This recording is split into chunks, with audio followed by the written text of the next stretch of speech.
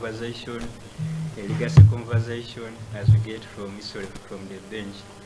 We are honored that his lordship is already with us, and joining me with my colleagues is Elison, the lawyer's lawyer. He will be joining us shortly. He's a bit caught up, but he is with us in spirit and will be joining us shortly. Joining us, my hosts, we have Joy Mbabazi, Matthew Makbai Shemtai, Reina, and Elison will be joining us in time. So as we shall be beginning in the next 2 minutes, because of the change in the link, initially we used Mr. Elison's link, but because it's going to be a bit late, we are using this link for the space. So I'll just request these 2 minutes to just share the link with those who are yet to join, to remind them to join the space, and to prepare your questions as well, because Lordship is already with us and is ready to take us through the next one. We shall be with him for at least 1.5 hours. Thank you. Just these 2 minutes for us to share the link, and we shall be starting. Thank you. Nobody can stop reggae. Nobody can stop reggae. Nobody can stop reggae. Cause reggae is strong. Nobody can stop reggae.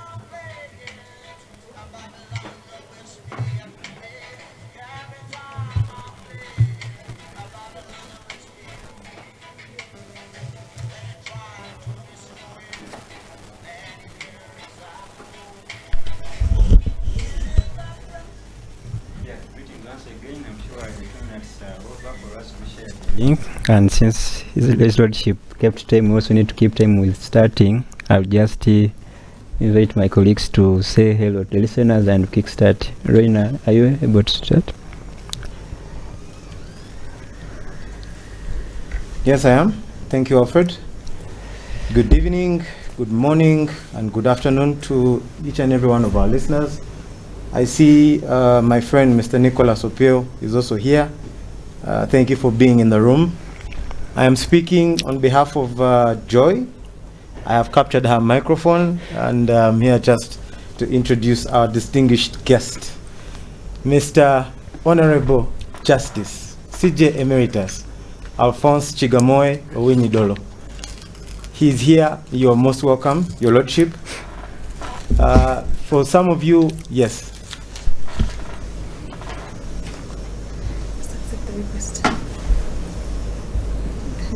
All right. I hope I am audible. Your Lordship, you are most welcome. If you could just unmute just so we can hear your voice. Yeah, thank you. I am here on your invitation, and I'm glad to be here. I thank viewers, participants from wherever they are indulging in this conversation. I am all yours. All right, so we can jump into it. I'm going to first begin by giving you just a brief history of the Judicial Service Conversations. The Judicial Service Conversations is what you'd call a legal or tech innovation. Communication has been made easier with social media platforms.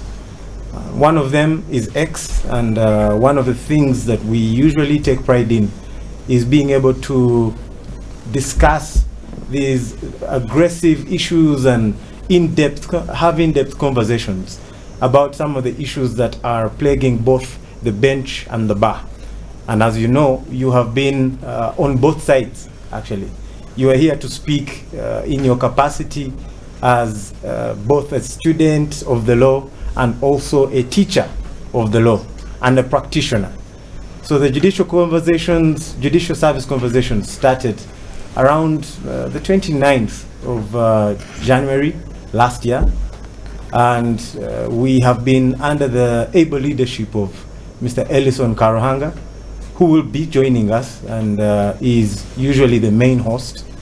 And we come here and we invite guests to come and break down some of the issues of the day and also discuss some of the questions that we might have and try and find solutions to the problems that we face either as a country or as a profession. For those of you who are listening in but do not know our esteemed guest, I think you should be hiding under a rock because that does not make sense. Our guest is a former member of parliament, a former member of the executive in the cabinet. He is also a former judge of the High Court. He is a former justice of the Court of Appeal. He is now a retired Chief Justice, also a former Deputy Chief Justice. And he has been in legal practice, as he has informed us, for over 40 years. And now he has comfortably decided to recline his chair and take his time to also spend time with his grandchildren and his great-grandchildren. He is an able speaker. He is an avid reader, and of course, you've been able to read his judgment. Most recently, that powerful judgment that he gave on the court-martial and the legality of it. We shall be getting into some of the discussions that you'd like to have us ask him. So in the event you have a question, you can always post it below the space or send it to Alfred and Joy so that they can be able to relate to our speaker. I think I'll pass it back to Alfred to take over from here. Thank you, Alfred. Yeah, thank you, Reina, for introducing our guest. Just even for those who have never interacted with maybe his judgments or his bio before, now have a picture of the person we're having today. I think I'll round over now to my co-host, Master Chemtai, to have the first one or two questions. Thank you. Thank you very much, Alf. Thank you very much, Reina, Joy. It is indeed a pleasure and a privilege to be able to sit next to you. I've heard about you growing up in different other ways, and I hope I'll have a moment to discuss that with you later, but they were all wonderful, and it's indeed a pleasure to be able to sit next to you and be able to ask you just a couple of questions. For the listeners that we have today, just as an icebreaker, what would surprise them about you? What's that one thing that you think if the listeners were to take home today, they would be surprised?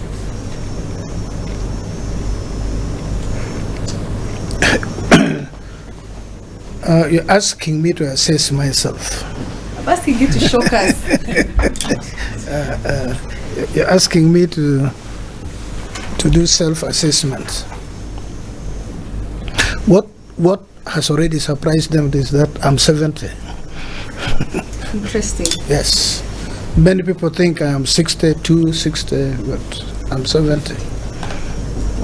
Yes.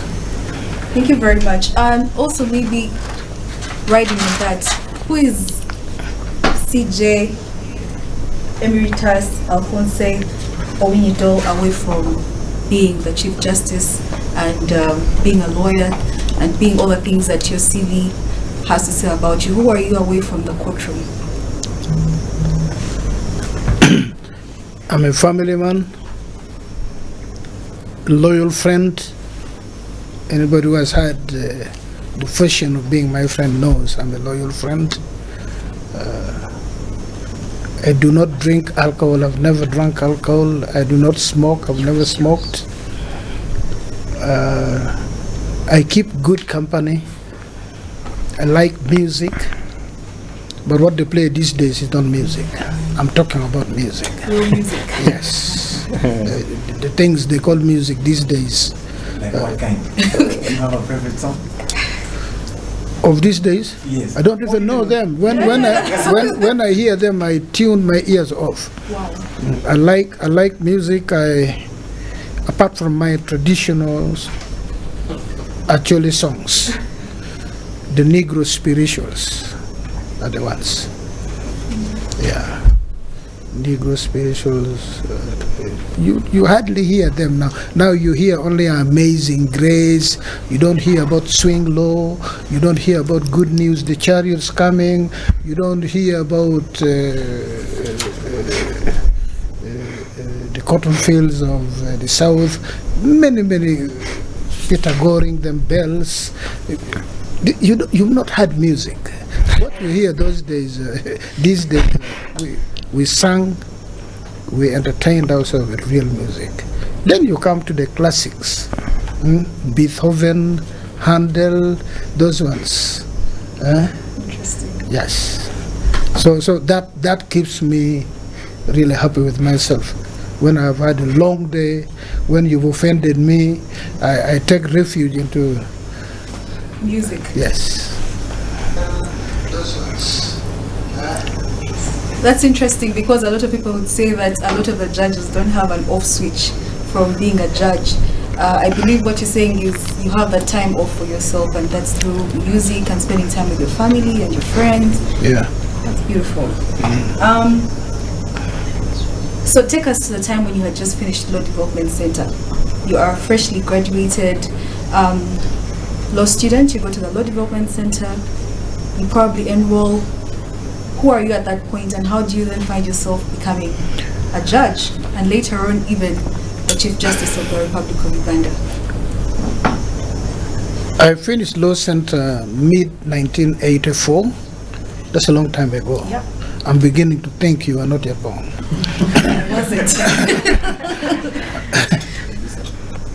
But I was given a job in a private law firm. There was a powerful lawyer from my sub-region called Obol Ochola. He lectured at Makerere University one time. Identified me and gave me a job. So after finishing, I went home to rest a little bit, and then September the 1st, we got employed with the well-known lawyer now in town, Tibejoka Atenyi. We got employed at the same time.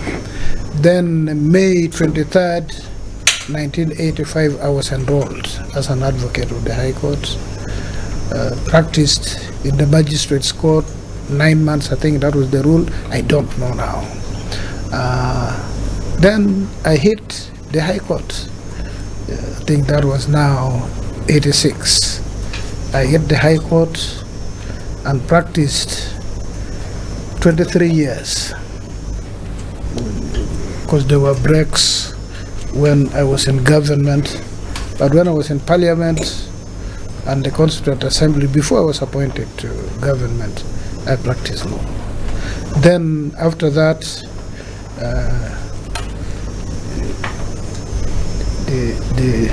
the passion to practice law in courts had now dissipated. So I went and did conflict resolution as a second degree, a master's degree in Bradford. Bradford is a renowned university in the United Kingdom for conflict resolution. And my dissertation there was on the northern Uganda armed conflict.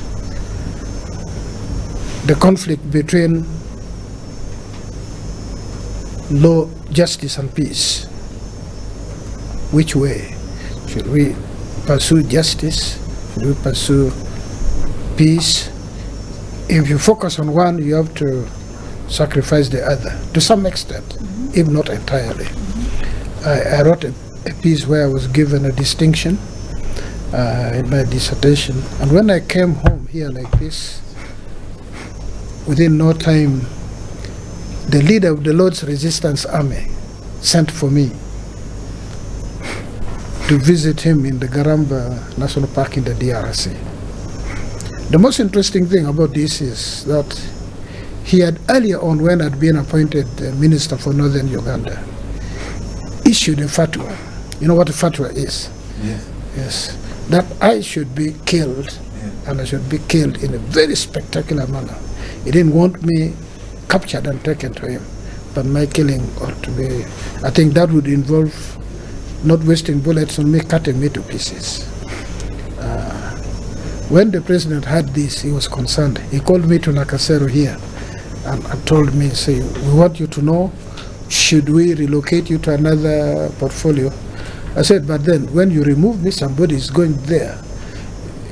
Why should somebody else die and not me? So I said, I'm staying. Indeed, I stayed and finished my tenure. And so when he called me, it was surprising. But I went there. And what happened there is for another conversation, because it would take away the entire 1.5 hours we had. Then he nominated me to participate in the Juba peace process of 2006, 2007, up to 2008. And it was surprising that followed our 6-hour conversation with him, with these two commanders. So he nominated me to be an independent professional advisor to Dr. Riek Machar, who was the mediator. I was there, and when I came home around March of 2008, I landed on Entebbe. The first call was from now retired Justice Ralph Ochan. He was secretary to the judiciary at the time, and it rang, and I said, my brother, thank you, I've got through to you. You have to save me. I thought he had a big problem. He said, please. I said, do you want me to come now? I've just landed. He said, no, you come tomorrow at 8. So I went to the High Court, to his office, and he told me, let us go. I said, where are we going?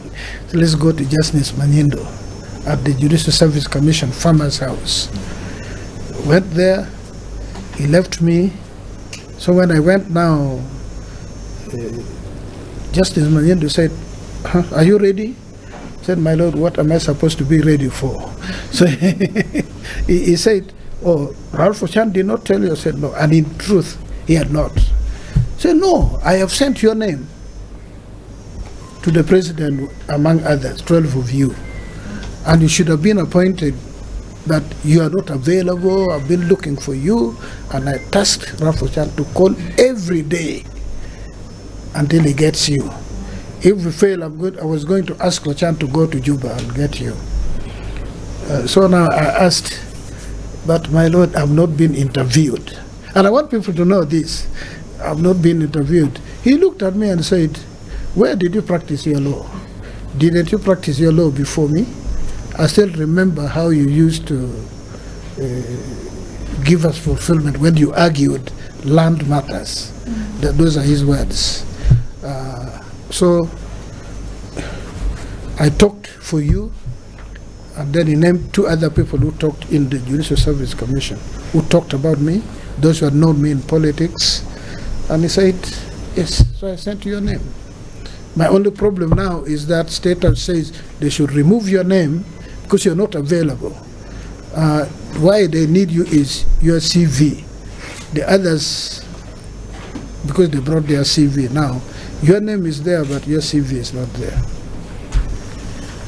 So in the end, I said yes. I gave him my CV, and May 2nd, 2008, I was appointed a judge of the High Court, and deployed in Fort Portal.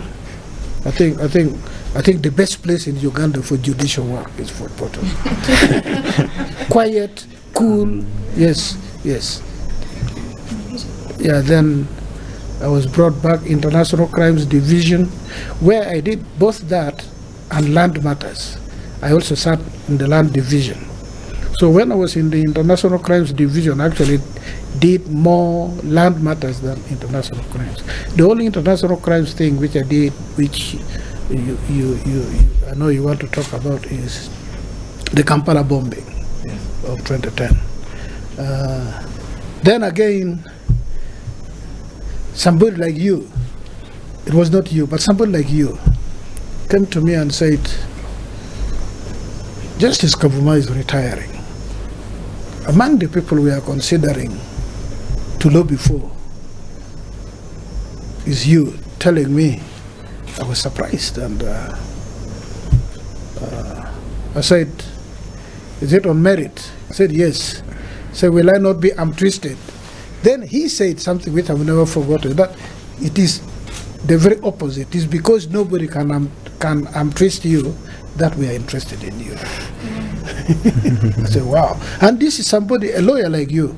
But you meet in town, you don't even know that it's somebody who can think of this, nowhere near power.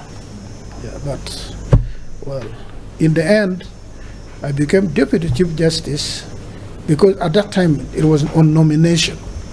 We didn't apply, it was on nomination.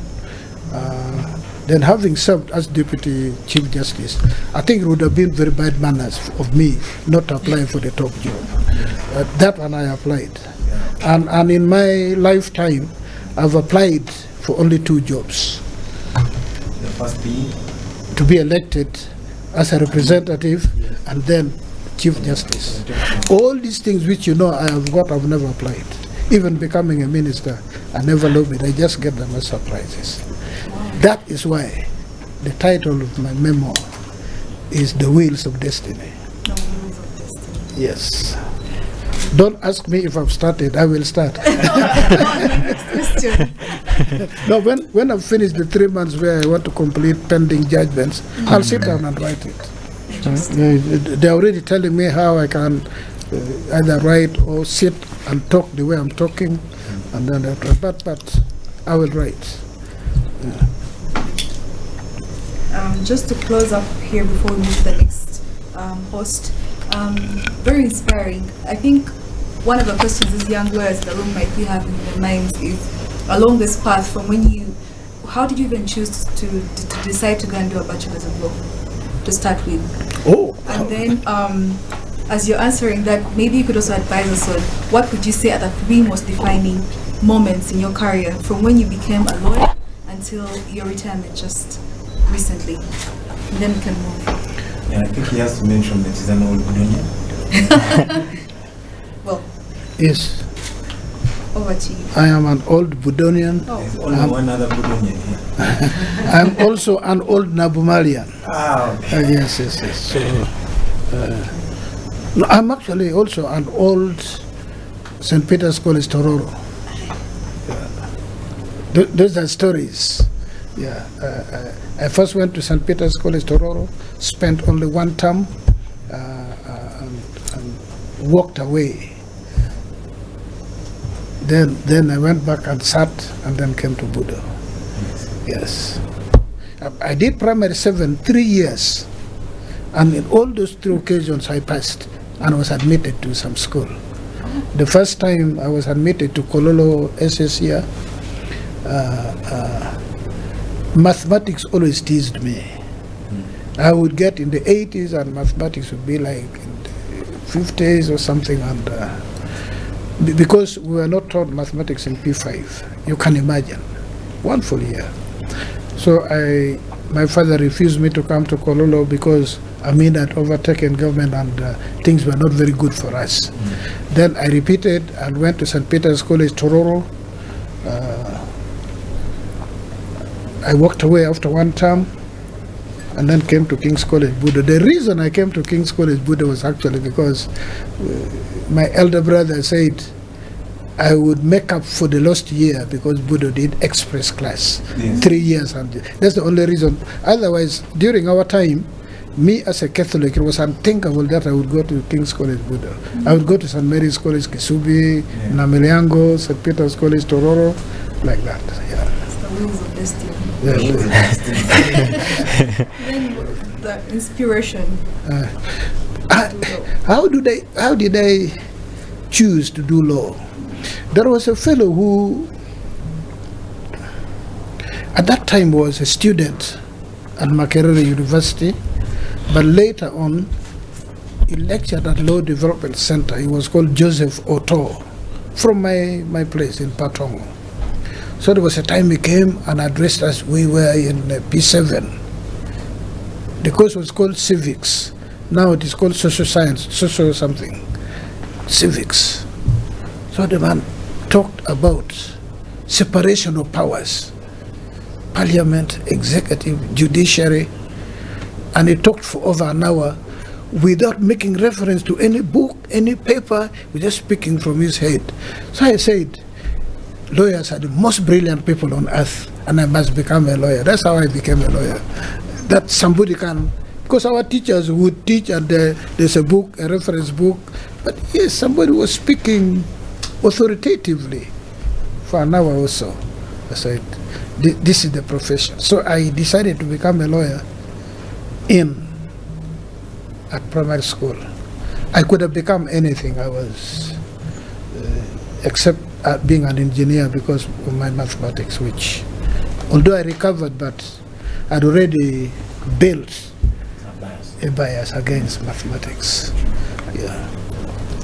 So that's how I became. But you would want to know this. When I did my A level and I was admitted to law school, my father asked me, "What have they admitted you for?" I said, "Law." Said, "If you had asked me, I would have advised you to go and study to become a district commissioner, not a lawyer." At the time, that was a GISO? No. 1980, there's nothing like this. Yeah. But for him, he understood district commissioners were very DC. Very powerful. Yes, So, yes. and he was saying, by my nature, I would make a good district commissioner. That's what he was saying. He said, lawyers, and I have said this several times, he said he has seen what magistrates do. He doesn't want any of his children to become magistrates. Yeah. Wow. He even said, since you've chosen, you go. I said, but not everybody who studies law will become a magistrate. I like talking, so I would want to be a pleader. He understood what pleader is. Yes. A pleader, eh? Yeah. Said, okay. So he said, and it's a long story, so again, you'll see it, you'll get it in my book. He just told me this.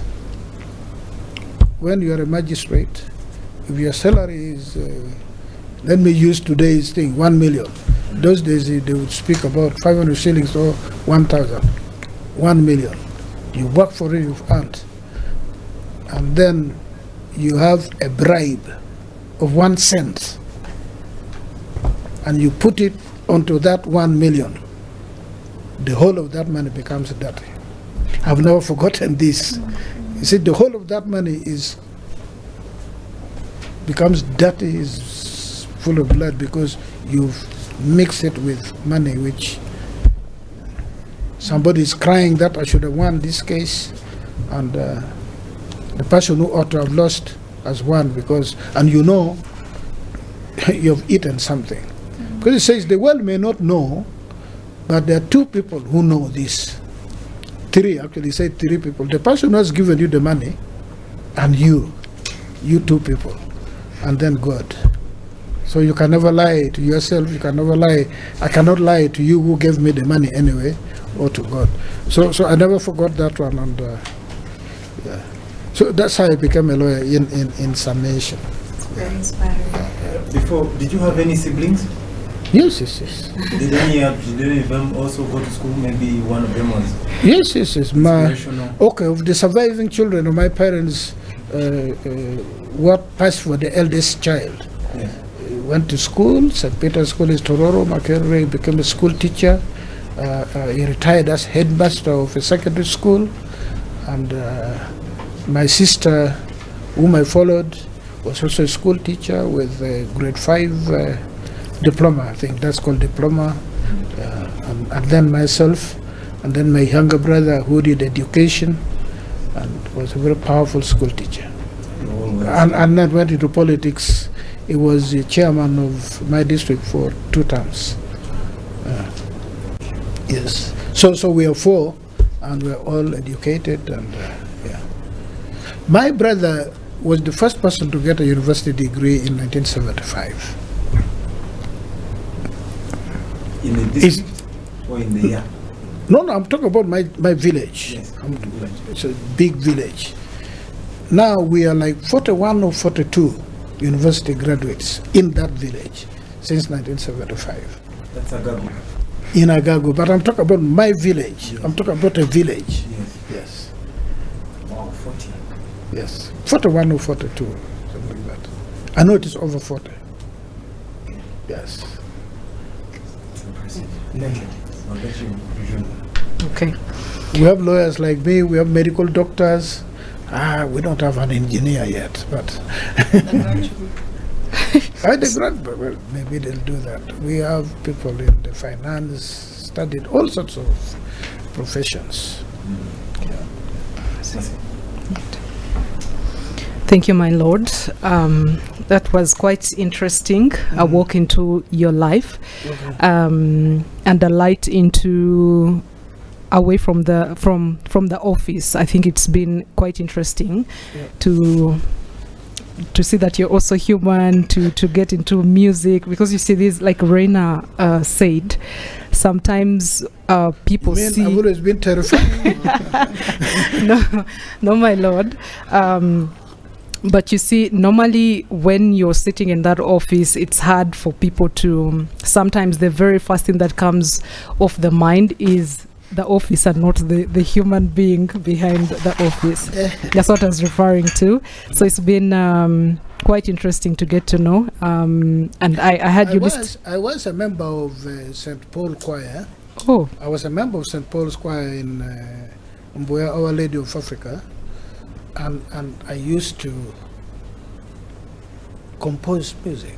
Oh. Like I would pick a hymn which has got 4 stanzas and make them 7. Okay. Come up with 3 new stanzas. Okay. Yeah, something like this. So you can also sing, or is it just the songwriting? Maybe we could have the honors. Oh, you can sing? But for a fee. I'm sure we can come to an agreement, my lord. Okay. So I just want to. You know this hymn, Amazing Grace. It is normally sung in what you call Lago. Okay. Or Lago or Moderato. Slow, Amazing Grace, how sweet the sound. It's yeah, it goes. Then there is a version which is sung in what you call staccato. Yeah. Amazing grace, how sweet the sound that saved a wretch like me. So it moves fast. Okay. Okay. Yeah. What's your preference? I think I like the staccato. I don't know. Do, eh? I like the staccato. What do you Yeah. prefer? The calm one, I think. Yeah. I'll sing for you, but for a fee. Okay, Yeah. I'll make sure to come back to that. But I just want to acknowledge the presence of several listeners, our audience. Thank you very much for choosing to listen to JSC tonight. We are privileged to be having a discussion called From the Bench to History, Lessons from a Chief Justice's Tenure. And my lord, I know you've talked quite a bit about yourself and all that, and then there's a question that I'd like to pose to you in terms to office. Normally when you're in that office, there's certain magic that is expected to happen and all that, sometimes maybe understandably or just as an assumption. But from your experience, what would you say are the real powers of the office of the Chief Justice, and as importantly, what are its limits?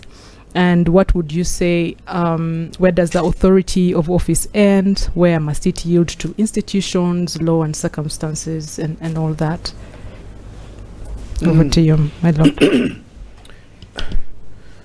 The office of Chief Justice is created by the Constitution. The Constitution does not give the Chief Justice powers. It confers responsibility. I've never, for the 5 years I've been Chief Justice, looked at that office as a place where I would exercise power. Just responsibility.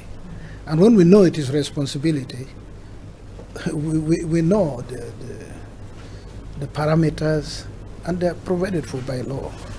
So what we think in terms of powers, then we become big-headed. In my administration, just like with my cohorts at the Supreme Court, I was always clear, both in the top management and then with my colleagues, that I prefer to be referred to as first among equals. This thing of boss has never been part of my administration. So my administration has always been participatory. And I would always say, if there's credit to be given, I prefer that the team be given credits. But if something goes wrong, because I'm the first among equal, and I could have made a difference, I take responsibility. Non-culpable responsibility. I don't even have to know that the thing had happened when it was happening. But once, as the head of the institution, many times I've taken responsibilities, I've given my apology on behalf of the institution. That is responsibility, not powers. Yeah. Thank you. Thank you, my lord. And now, in that light, if you could maybe just expound a little bit on where you think the authority of the office ends, and where you think that authority must yield to things like the institutions, law, or circumstances. If you could shed some light on that. There are many people who assume you can actually direct a magistrate to write a judgment. Exactly. So now that we're speaking to the general public, it would be good to at least just clarify that. Yeah. Yes, a Chief Justice should have the power to direct a magistrate to write a judgment, which has delayed. Say, look, you've had this case and you've not written the judgment, and I'm receiving complaint. That one is within the powers, as you call it. Yeah. Well, what I call responsibility of the Chief Justice. Say, look, if it requires leaving everything else, write that judgment. But a Chief Justice has no power, no duty to tell anybody, leave alone a magistrate, that please, your decision should go to the right or go to the left. No. Actually, that would be criminal. That would be a ground for impeaching me. Yes. If that evidence is adduced, that would be good reason for sending me to the Judicial Service Commission for disciplinary action. Yeah. Okay. You see, even in the composite court, like the appellate court, where we sit 3, 5, 7, those odd numbers, you retain, each judicial officer retains their independence. You have your full conversation. Many times I prepare a draft, then I listen to the other people and I change something here or there, or abandon the course I've taken. But when I abandon the course I've taken, it is not that I've lost my independence. It is that I have listened to better argument. I might have skipped a point of law, or I might have not been aware of an authority which is so persuasive. And then when it's brought to my attention, I make a 360-degree and Okay. Yes. Or do they call it 180? You go the opposite direction, I think 180. So that one is not loss of independence. And by the way, when we talk about independence in the judiciary, and I may have to ask a question you've not asked, or maybe you would have wanted to ask. People do not understand what independence is. You hear about capture of the judiciary by the executive or by the president. This arises, one, out of ignorance, and two, out of people who know but they deliberately want to soil the name of the judiciary. What is independence of the judiciary? It is with regard to judicial decision. With regard to judicial decision. Yeah. You can be my best friend, but I should actually get fulfilled if you lose before me. If I don't recuse, you lose. And you know that, well, I've lost. Yeah. Okay. So many times people say, oh, he's seen in the company of the president, the Chief Justice went to State House. But there are three arms of government by constitutional provision. Yeah. And there is nowhere in the Constitution where they say you are enemies. You complement one another to sustain the country, to maintain the country, to build the country. All that you need not lose is your independence when you are deciding on something. And I served as Deputy Chief Justice, was it 2-3 years? And then as Chief Justice 5 years. And before that I was a judge from 2008. Not a single day, not a single incident did the President of the Republic of Uganda call me and say, this case which you are handling, you know, we are very keen on it. Not even once. So when we hear about capture of the judiciary, so where is it coming from? Many times when we come up with decision, the President blasts us, but he's not the only person who blasts the judiciary. The world over, presidents do that. He expresses his dissatisfaction, which is normal. Trump does it, somebody in England does it, name it. That is okay. But if he was to move to the next step and say, reverse that decision, and we did it, then there is capture of the judiciary. He just says, I'm not happy with that judgment. What is wrong with that? He's not happy. But he does not go ahead to say, I want it this way. You must reverse now. Yeah. So, independence, the Chief Justice cannot interfere with any judicial officer with regard to how the outcome of the decision should be. No. Yeah. No such power. It would be criminal of a Chief Justice to even attempt to influence the outcome. Yeah. But when they sit now as a cohort in a quorum, yes, that one I judiciously try to influence your decision in our conversation.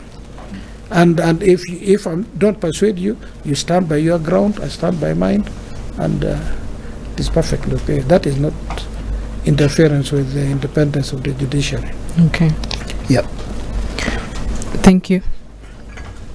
Oh, yeah. Thank you, my lord, for that. I think Elison must be somewhere on here as well. We'll get to hear from him. He was not able to join us physically, but he's online, and I think we'll be hearing from him shortly. Thank you once again for choosing to listen to us tonight. And just to remind you that we just changed usual programming for tonight so that we could have the Chief Justice Emeritus. But then we are that someone has been asking, are we now switching to Thursday? No, we're still on Wednesday. Today was just a change in our usual programming. But thank you very much.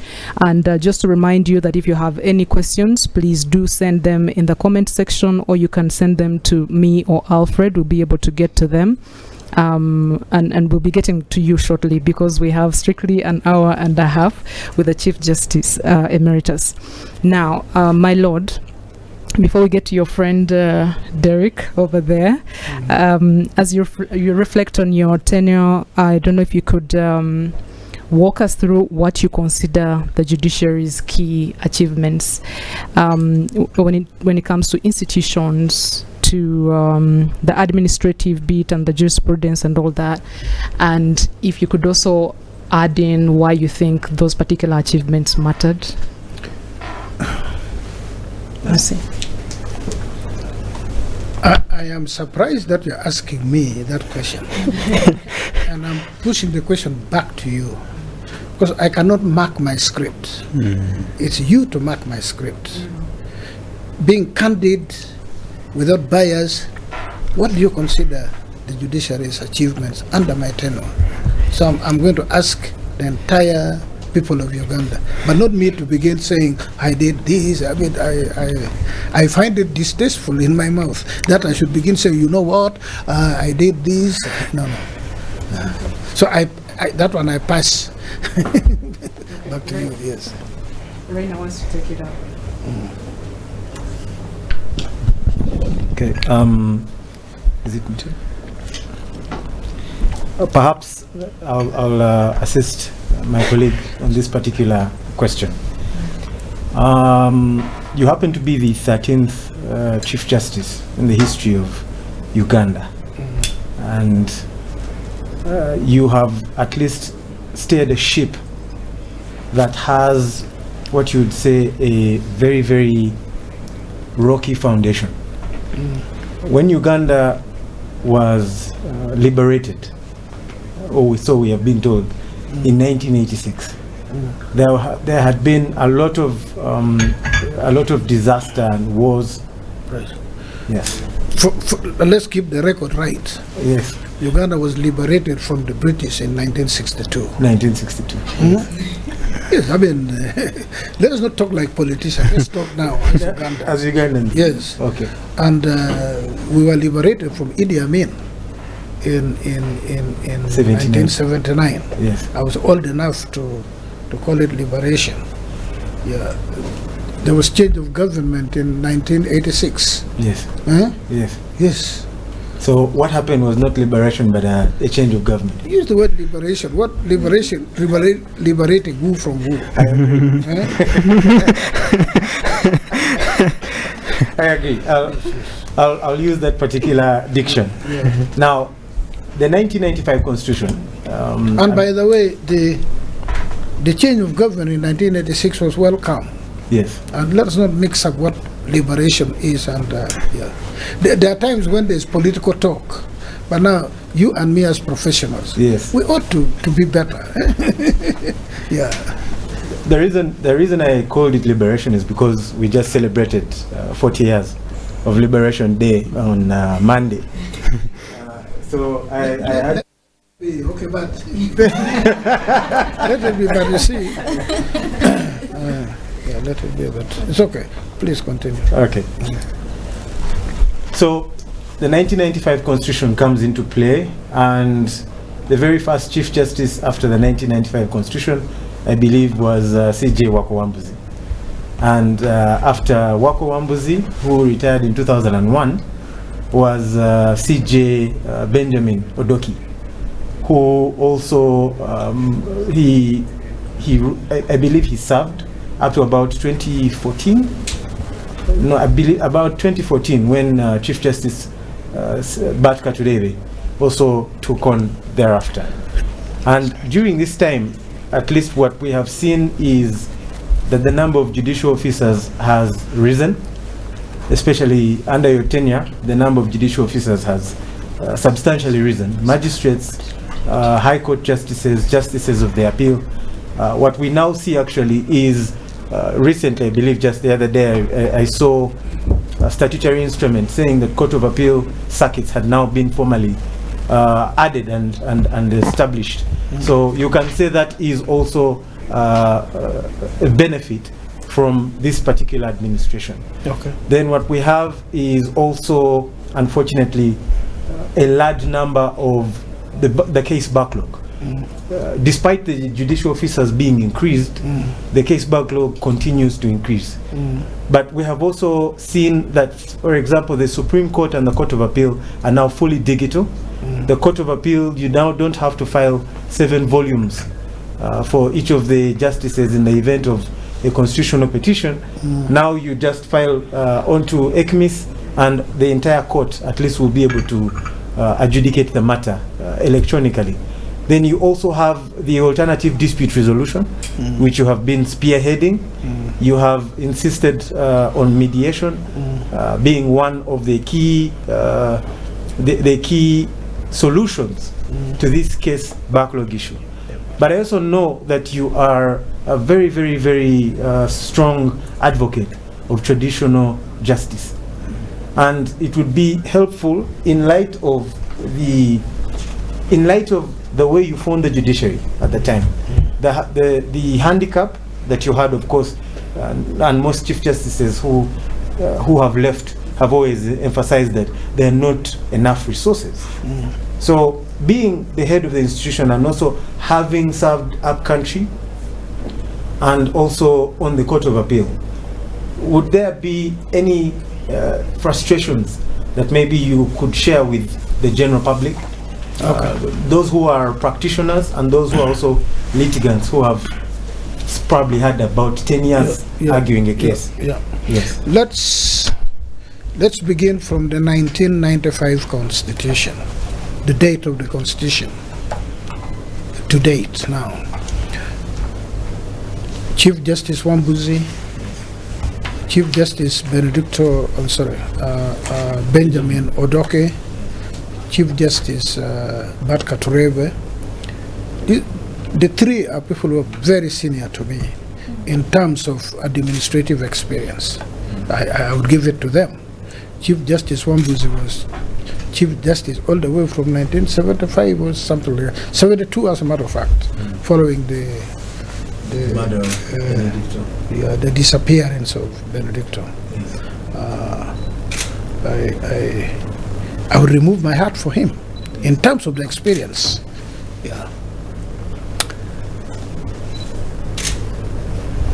What is the difference between my tenure and theirs? It's only one area. I think I was a lot more stubborn than them with the executive, with the chief executive.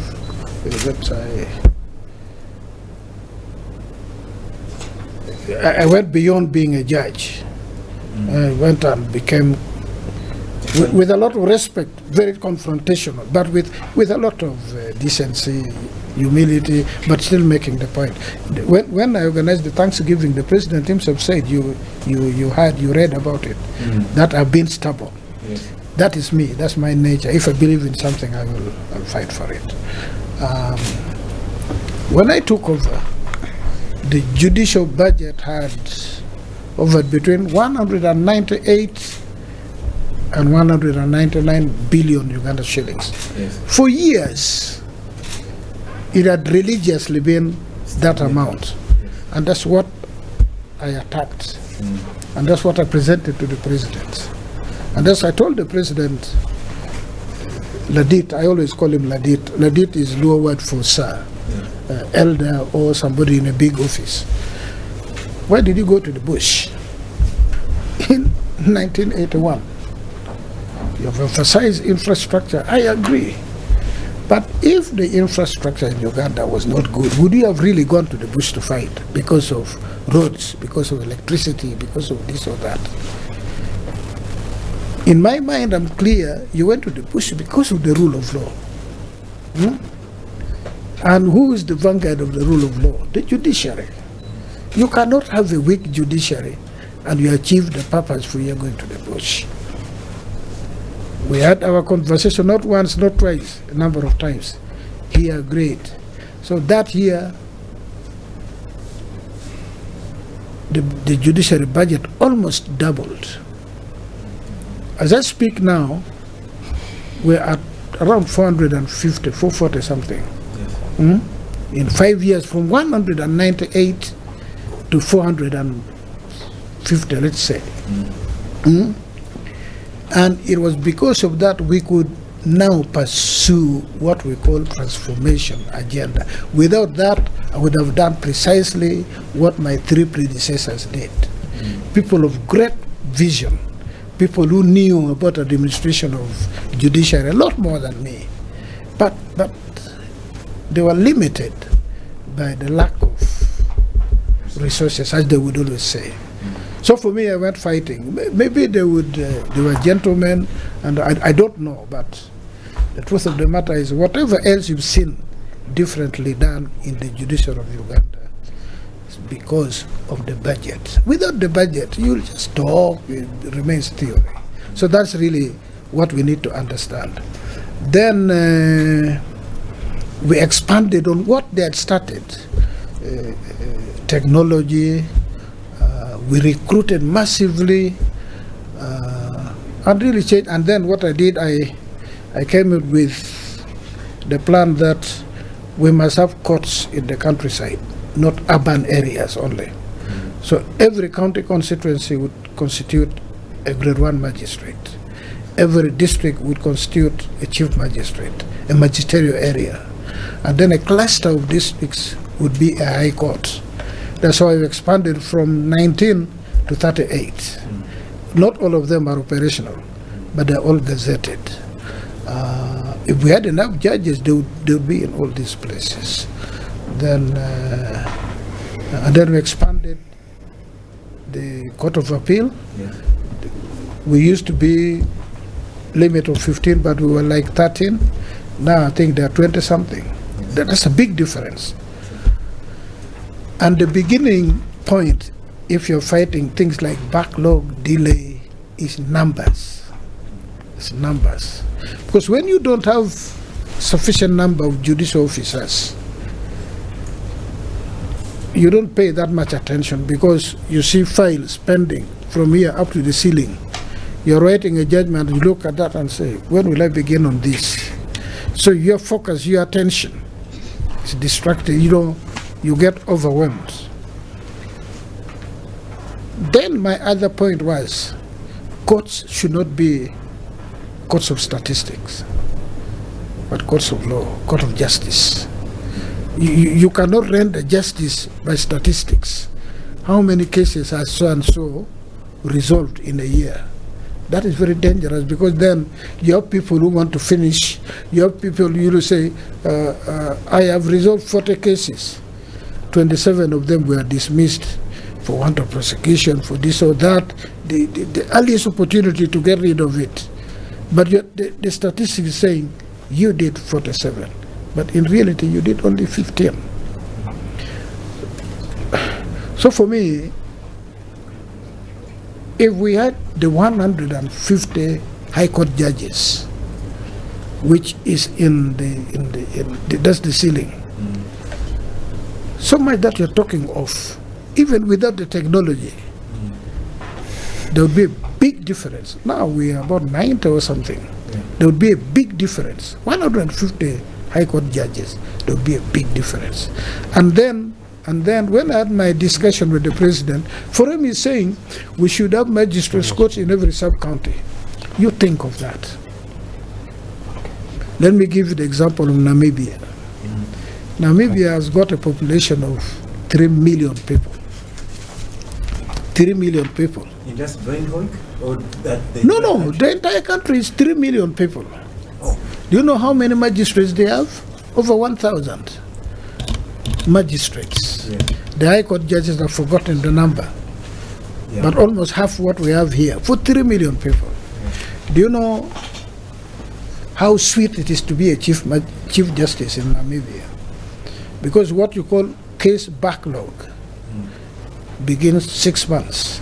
Ours 2 years, then you say it is backlogged. In Namibia, if a case takes 6 months and 1 day, you must write to the Chief Justice why the case has gone beyond 6 months. An explanation. It is just in the numbers. Yes. Technology only now helps us, but first you begin with the numbers. We have 45 million and we have 500 magistrates. Namibia has got 3 million, they have over 1,000 magistrates.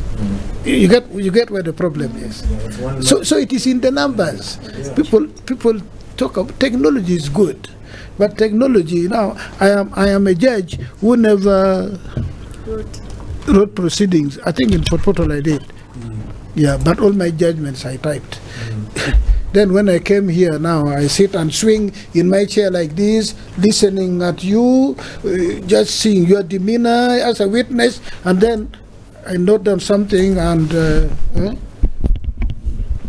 so by the time I retire, you can see me still walking. I can outpace you. We can walk to Nakawa with you tomorrow. I leave you behind. But my colleagues who came before me, who were doing stenography, you retire and your shoulder is like this. Yes. You know this. Yes. That's where technology has helped. Yes. Auto recording. But, and I want you as members of Uganda Law Society, the battles you should be fighting are those battles. You should be lobbying Parliament and say, no, in these 5 years, we need the judges to reach 150. We need every county constituency to have a minimum of one magistrate. But now, you've talked of backlog increasing. Yes, because the population is increasing. What you've not told me, our capacity to dispose of cases annually has catapulted. We're way above what we used to do annually. You go to the records, what the cases we dispose annually now, much more, only that the population has increased now because the courts are slightly more effective, more people now come to court. These are the explanations. Yes. Okay? But it is the budget, the funding of the judiciary.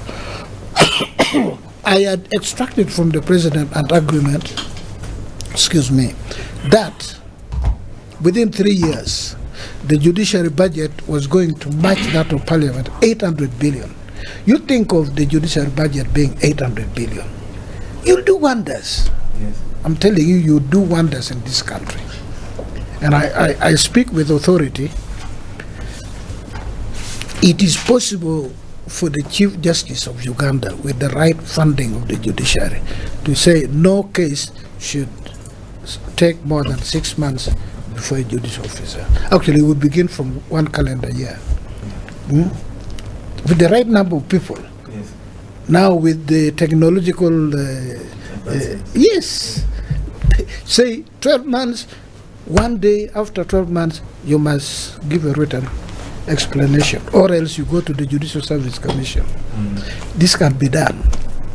From my experience, it can be done, but we must fight for funding.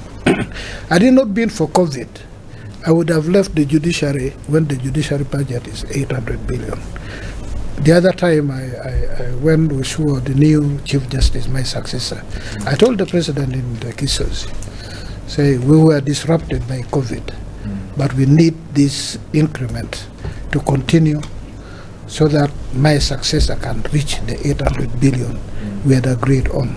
If that happens, you'd enjoy being a lawyer. and then of course, what it is not me who introduced ADR. I always want credit to be given to the right persons. But for me, I understood it, focused on it, and did a lot more. And now institutionalize ADR a lot more than hitherto. That one, yes. Yes. And for you as practicing lawyers, I can understand if lawyers in Uganda are fearful of ADR, thinking that will take away business from them. That has not happened in Uganda only, the world over. But I want you to know, lawyers in the United States make a lot of money. And over 95% of all disputes in the United States are handled through ADR. Less than 5% go to the courts of law, both in criminal and civil. ADR is the in thing, because like the other thing, the dispute, the Kabaka's estate, 21 years in court, the one I concluded the other day. 21 years in court, they had not even started on the merit, they are still fighting those technical things you lawyers are good at. 21 years. And then took me actually it would have taken less, took 4 months because I had to go to hospital. Otherwise, if it was not that, we're going to conclude it in a month or two. And everybody is satisfied through ADR. And you get paid for your role as a lawyer, and you put it away and you handle something else. So the output, your performance output as a lawyer, at the end of the day, you actually earn more than when you go for litigation. That takes 3 years. That I've been a lawyer, as you know, in practice. I know. So I would urge every lawyer embrace ADR. It will change this country. It makes for a more stable country because it builds harmony. It has got the beauty of expeditious disposal of cases. Yes. Yeah. So for me, I would urge the young fellows who are now in practice, that's a golden thing. ADR is a golden thing. And for me, the rest of my retirement is going to be doing ADR, but a different type of ADR. I'm not into this commercial, if they call me, I'll do it. But my focus is the ordinary man in the countryside who has land dispute, who has this and that, to go and help them. I want to put up an ADR center in Gulu, by the grace of God. Then I'll focus on that. Yeah. Yes. If you just join in us, we are coming almost to the end of conversation, but you have been with us. Thank you for being with us. You have been with his lordship since 7 years, and maybe lordship, as you were asking the achievements of the judiciary under your tenure, when you referred them to the public, I think he shared some, but then the public shared one under-achievement where it was like the relationship, it did achieve well regarding relation between the Ghanaian society and the judiciary, and it failed on that part. So okay, let and that really brings me to the next question. Okay. Because like towards the latter part of your tenure, of your tenure with the Ghanaian society, towards the latter part of your tenure, relationship between the Ghanaian society and the judiciary was strained, in my view and even in the view of the various members on call. So maybe from your hand, in your view, what is or what was the really impasse between the two institutions, and the most important question is what would it take to restore a healthy and functional relationship between ULS and judiciary? Thank you, my lord. Let me be very clear. I never even for 1 minute had any problem with the Uganda Law Society. Not once, not even for half a minute. I disagreed openly with the modus operandi of the president of Uganda Law Society and gave my reasons for disagreeing with him in public. Yes, but not because the president of Uganda Law Society is not Uganda Law Society. And in fact, some of the things I quarreled with him over were not decisions of Uganda Law Society. We read them as executive orders, the utterances which I was brought up never even to repeat them, which I spoke about. Yes, said no, you can't do this.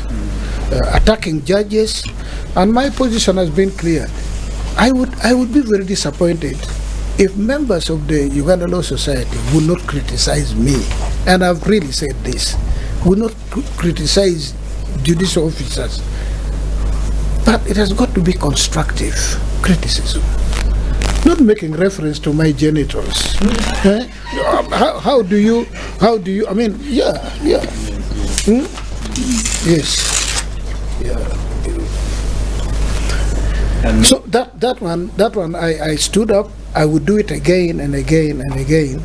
But what surprises me is that when I rebuke one wayward person, they say, I have issues with Uganda Law Society. I have none. Yeah. I've never had any issue with Uganda Law Society. Yes.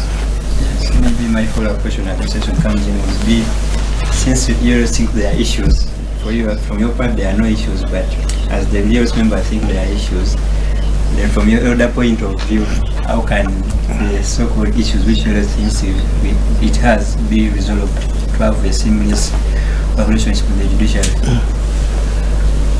I need to know. Unfortunately, we should have had this conversation when I was still a serving Chief Justice. I would want to know what are the issues, because now I cannot respond to an issue if there is one which I do not know. Because I really do not know. If disagreeing with the head of the institution means disagreeing with the institution, you really have to persuade me to accept that that is true. I hold the view very strongly that that's not true. And if you want to know, by the way, I offered, when the northern chapter of Uganda Law Society held their annual dinner in Moroto, I offered openly, say, look, there is this thing between the president of Uganda Law Society and the law, foul-mouthed reference to a woman. My mother would kill me if I said anything near that. But I'm willing to intervene, plead with the parties who might have been aggrieved. And in this case, I would start with the leadership of Karamoja because of their daughter. Lady Justice, who is now Principal Judge, herself said, but the community did not take it lightly. For them, they said, for you, it is not only you who was being abused. All the women in Karamoja have been abused. So I was going to begin with them, talk to them. We turned out to find this. What happened? What was issued by, I think by the executive, or I can't recall now, to blast me. Why am I saying that on a matter which will serve you this? Now, what am I supposed to do? I offered, nobody requested me, I offered to intervene and tone down this, because it's not a small matter. There are things I cannot say in the presence of my daughter here. I mean, and by the way, I was brought up, if you abuse a woman, you've abused your own mother, because you've abused all women. You're just referring to the private parts of one woman. You've referred to the private part of your own mother. That's how we were brought up. And even when we were growing up, if you abuse my father, I would take offense. But if you abuse my mother, I would fight. I'm sure all of us know this. That's natural that you protect a woman. I don't know where it comes from. You don't have to be educated. You make reference to my mother, we will go wrestling. We will beat one another. So for me, my young brother, I have nothing against him. I only, and something which you need to know. I'm not one person who contrives. I'm not a person who sits to plan anything behind you. If I disagree with you, before I open my mouth, you'll see it on my forehead. You know I have disagreed. And then when I tell you of, when I speak my mind, it ends there. I don't hold grudges. Yeah. You can say all sorts of things, but if I respond, mine stops at responding. After that, I meet you, it's like we have not quarreled. Yeah. So this notion that the relationship between me and the Law Society was strained is absolutely false. Of course it was not. As a matter of fact, at my instance, I sat with the members of the Uganda Law Society, led by the Vice President, in my boardroom, and we discussed a lot of things. How we should move, how we should do things. Yeah. And it came from me. Yeah.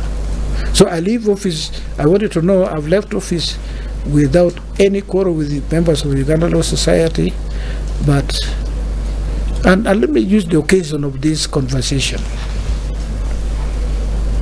Law is a profession. Medicine is a profession. Theology, priesthood is a profession. Even engineering. There are rules of conduct. And that's what makes it different from the non-professional disciplines. There are rules of conduct. I would be very happy if Uganda Law Society writes to the Chief Justice, we're not happy about these things. And then we have a meeting, an engagement. And you find that out of the 7 things they've written, actually they are right on 4. Then on 3 we persuade them that no, this one is because you did not have sufficient information. And then we agree on how do we resolve these 4. How do we make amends? How do we do better? That's how things should be done. But now if every time, by the way, the president of Uganda Law Society, the only time I saw him treat me as a human being was when he was dancing under some waterfalls. following the court, what they call the court martial judgment. He should have written to me quietly that on this one I commend you, on the others I don't, but on this he didn't have to dance like a night dancer. No, he didn't. But let me say this: I have nothing against Semakade. There's no reason. When he became president, I'm the one who invited him to my house. We had breakfast. Well, I mean, that was goodwill. I invited him, we discussed things, say, look, you campaigned on banging the table. I don't believe that you are going to physically bang the table. He said, of course not. I said, now you have won the elections. Your language should not now be a campaign language. Your language should now be constructive. How do we? All judicial officers are members of the legal profession. So how do we together? And I would be very happy. And unfortunately, by God's design, I have left that office. Let me hope now, if I've been the stumbling block, my successor will now do better. But if you are going to do the same thing which I saw during my tenure, it will continue. Because nobody can sit back and say, oh, you've abused my judge, I should keep quiet. He never abused me. Actually, he abused other justices. And I stood up to defend judicial officers, which is my responsibility. So nothing personal with Mr. If he came tomorrow to my house, we'd have a meal together and we'd laugh over it. Yes. As I said, I don't hold grudges. I think it is too burdensome. That I have pointed out, or that you've told me in my face. I meet you tomorrow and say, Council, how are you? Yes. You might be saying, he's still bitter at me. What for? The better thing to do than keeping grudges and contriving evil against people. The better things to do. Thank you. Maybe at this juncture we invite the lawyers Elison Karuhanda to be having the issues which he always has. Since the lawyers lawyer knows better, we start from there. Thank you. Sure. Well, maybe we can first request the Honorable to give us a few more minutes. Can we do 9? It's now 8. We agreed with her that Yes, sir. the other thing. It's there. She promised me a bottle of wine. Okay. I can take it to my house.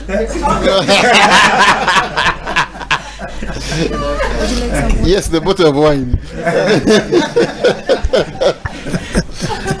Thank you so much. We are much obliged to have you here, my lord. For those who are just joining us, welcome to the Judicial Service Conversations. My lord, I apologize. In the work of the lawyer, sometimes I came in late because of a client engagement in a place that I couldn't avoid. They told us you'd gone to see a very big client. That's what we are informed here. Owing to client confidentiality, maybe I'll not be able to disclose the client I had gone to see, but you will forgive me. Sometimes these things happen. But if you're just joining us, we are honored, extremely honored and privileged to have with us the Honorable Justice Alfonso Owiny Dollo, the Chief Justice Emeritus of the Republic of Uganda, who I think has started his retirement by working late into the night with us here, and so we are extremely grateful. My lord, I was supposed to be here with some senior colleagues and they sent their apologies. Mr. Tibaijuka Atenyi and Mr. Gimara both were unable to be here, but were supposed to be with us today. I think, and I'll start from where you've just stopped, on the issue between the relationship between the ULS and the judiciary. My lord, the Judicial Service Conversations, these conversations here started when we began the campaign for the commissioners on the Judicial Service Commission, to the representatives of the Law Society, to the Judicial Service Commission. So we began these conversations simply as a campaign tool. We just had X spaces to tell lawyers how great we are. And for example, I, in typical electoral fashion, dubbed myself the lawyer's lawyer and said that I will go there and be your lawyer. But that election, at that time, The presidential election was very far away. Now we have had the presidential election. The presidential petition is winding up. The parliament has gone, and many colleagues. But anyway, the conversation then transformed itself on its own into what many members dubbed as the Parliament of the Bar. And just to brief you, we have hosted, I think we've been here for about 50-something weeks, hosting guests. Mr. Kakande, I don't know where he is. He's there. That is our chairman, Mr. Sam Kakande. He's the brain behind everything. He's the force behind everything. He's the lion, and we are simply the roar. In these conversations, we've touched on so many issues, and we've held so many guests. We've had ministers, the Honorable Mao, the Right Honorable Kadaga. We've had a number of guests, and so we are really honored. One of the criticisms which we received, and I think it's a fair criticism of us at the end of last year, was that many times as lawyers we have talked at the judiciary and we have not talked to the judiciary. And we were asked by many people who are listening that instead of giving you great ideas, can you actually have an engagement with the judiciary? And I think that although you are the retired Chief Justice, I think the engagement doesn't come bigger than you. And so we are honored that at the first request and at extremely short notice that, my Lord, you have found the time to be here. I came in late. I don't know if everyone was introduced.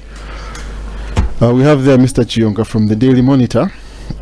My Lord informed me, and I think it was a matter of public record, and that's something which I think we have to go into shortly, that when you were trying the terrorism case, Mr. Chiyonka was arrested as a journalist, and I think the court, you being you, my Lord, stood up for the right of journalists. Right now, they are, and we'll come to that. So as a starting point, allow me, late in the day, to really welcome you and thank you for being here. Regarding the relationship between the ULS and the judiciary, and the personal, the relationship, whether it's institutional or personal, of course, my Lord, I think maybe we'll need you now a lot. We have, whether it's personal or not, there's a complete deadlock between what is in the Law Society is currently handcuffed by court orders, and I think, my Lord, will really, now that you are freer, because as Chief Justice maybe there was a limited space, I think we will now maybe need your moral help and support to ensure that the Law Society is unchained, because the court orders currently, the Law Society can't meet.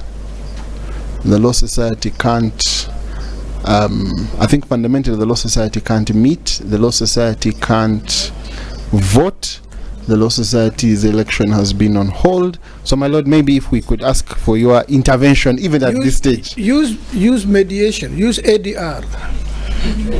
You know, we do ADR even in criminal matters. My Lord, we tried ADR, and actually the courts were very fast to make sure that they give orders before we have finished our our mediations. But I agree with you when you say we use ADR, and this maybe once, maybe it's how available is my Lord Justice Dollo to help us in this mediation and this ADR to make sure that we break through to the right power centers and help us to really unchain the Law Society. Your records at the Uganda Law Society will tell you that I rose to the high office of member of the executive committee of the Uganda Law Society while I was in practice. And I believe in a strong society, strong Uganda Law Society, a society that responds to the needs of the members, because the members represent the general public. But my only plea has been modus operandi. We can achieve all these things without noise, without backing at one another, without speaking at, but speaking to one another. We can achieve all these things if we sit the way we are sitting. Then when we are together, you can call me a fool. I will just smile at you. I would probably say you are an idiot. And then it ends there. But when we go out there, people see us holding hands, but it doesn't mean at our discussion we are being nice to one another. Because maybe calling me a fool would help break the ice and say human. When I'm going out, say human. The whole of me to be foolish. How could you say that? And you know, we laugh over it. And in the next meeting, you're not going to call me a fool anymore. You've said it. It becomes now like a broken record if again you call me a fool. So it is that type of engagement, a forum, sitting, informal, formal, we can do it. And it comes from the realization, as I've said before, I would have loved to know that Uganda Law Society is our spokesperson. The institution to defend judicial officers should be Uganda Law Society.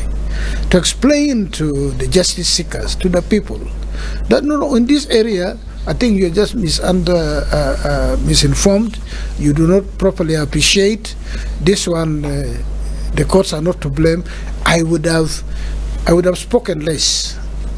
You'd probably not have heard the Chief Justice speaking 10 times, because then you would be doing what you're supposed to do as law society. Then there is this bad blood which first of all, I gave you that in my view, the leadership of Uganda, the top leadership of Uganda Law Society declared war, not giving judicial criticism, but something different. And it was my duty. And I believe it should be the duty of any head of institution to stand up and defend the institution and defend the person who has been dragged down into the mud. But again, as I said, that was nothing personal. And I leave office knowing that between the president of the Uganda Law Society and me, there's nothing. I do not hold anything against him. If he does, that's up to him. He speaks for himself. I do not. And even tomorrow, even the other day, if there is anything I can do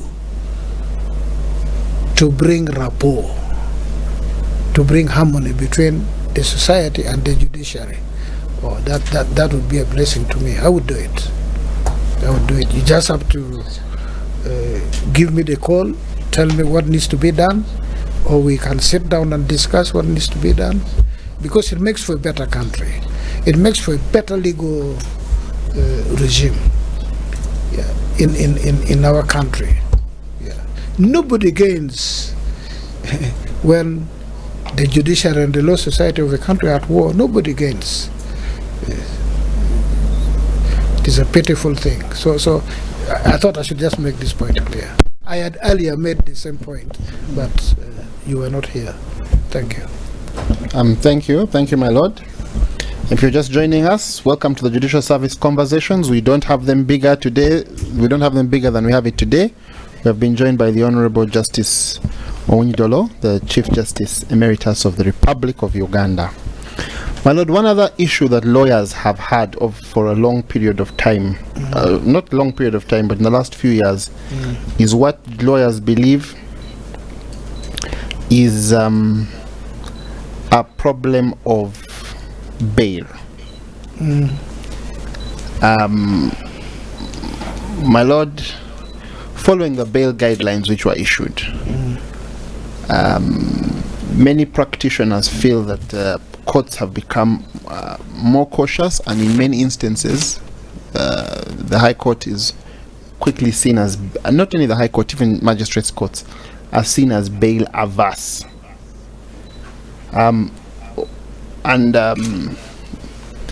Many lawyers feel that right now in some parts of the country it is almost impossible to get bail. In some courts it is almost impossible to get bail. Some people believe that bail practice has been commercialized. in the lower courts, and a lot of people blame the bail guidelines. And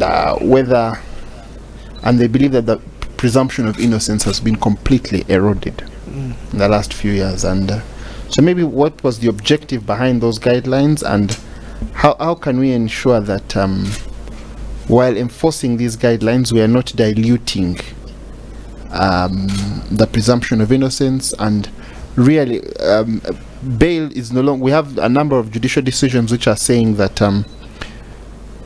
although you are not a flight risk, although you have provided substantial sureties, the balance, the public interest requires that you remain behind. And for many people, this is starting to sound like the guidelines provided a backdoor to the dilution of the presumption of innocence, and it's a concern of very many practitioners. My lord, I don't know what your take is on that.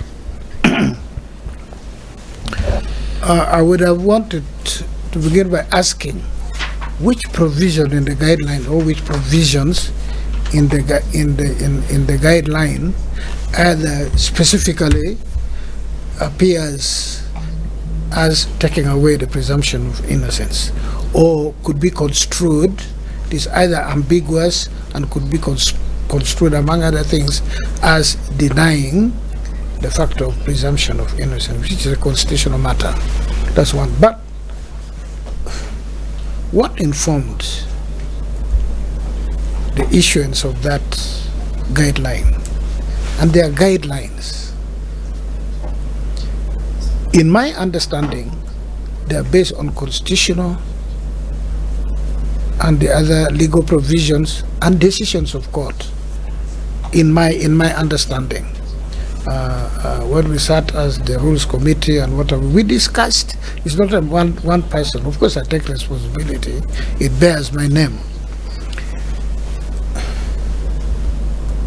Where did we come from?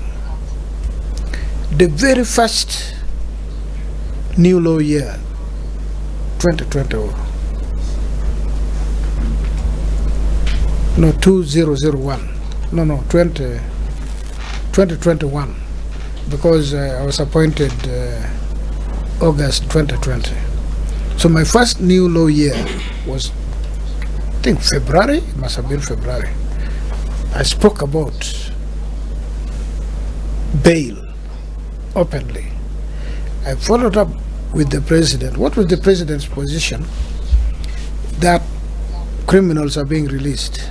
You heard him saying so many. Yes. Yeah, I had to explain that, and the Attorney General agreed with me. As President of the country, he could not say criminals are being released, because these are not convicts. These are accused persons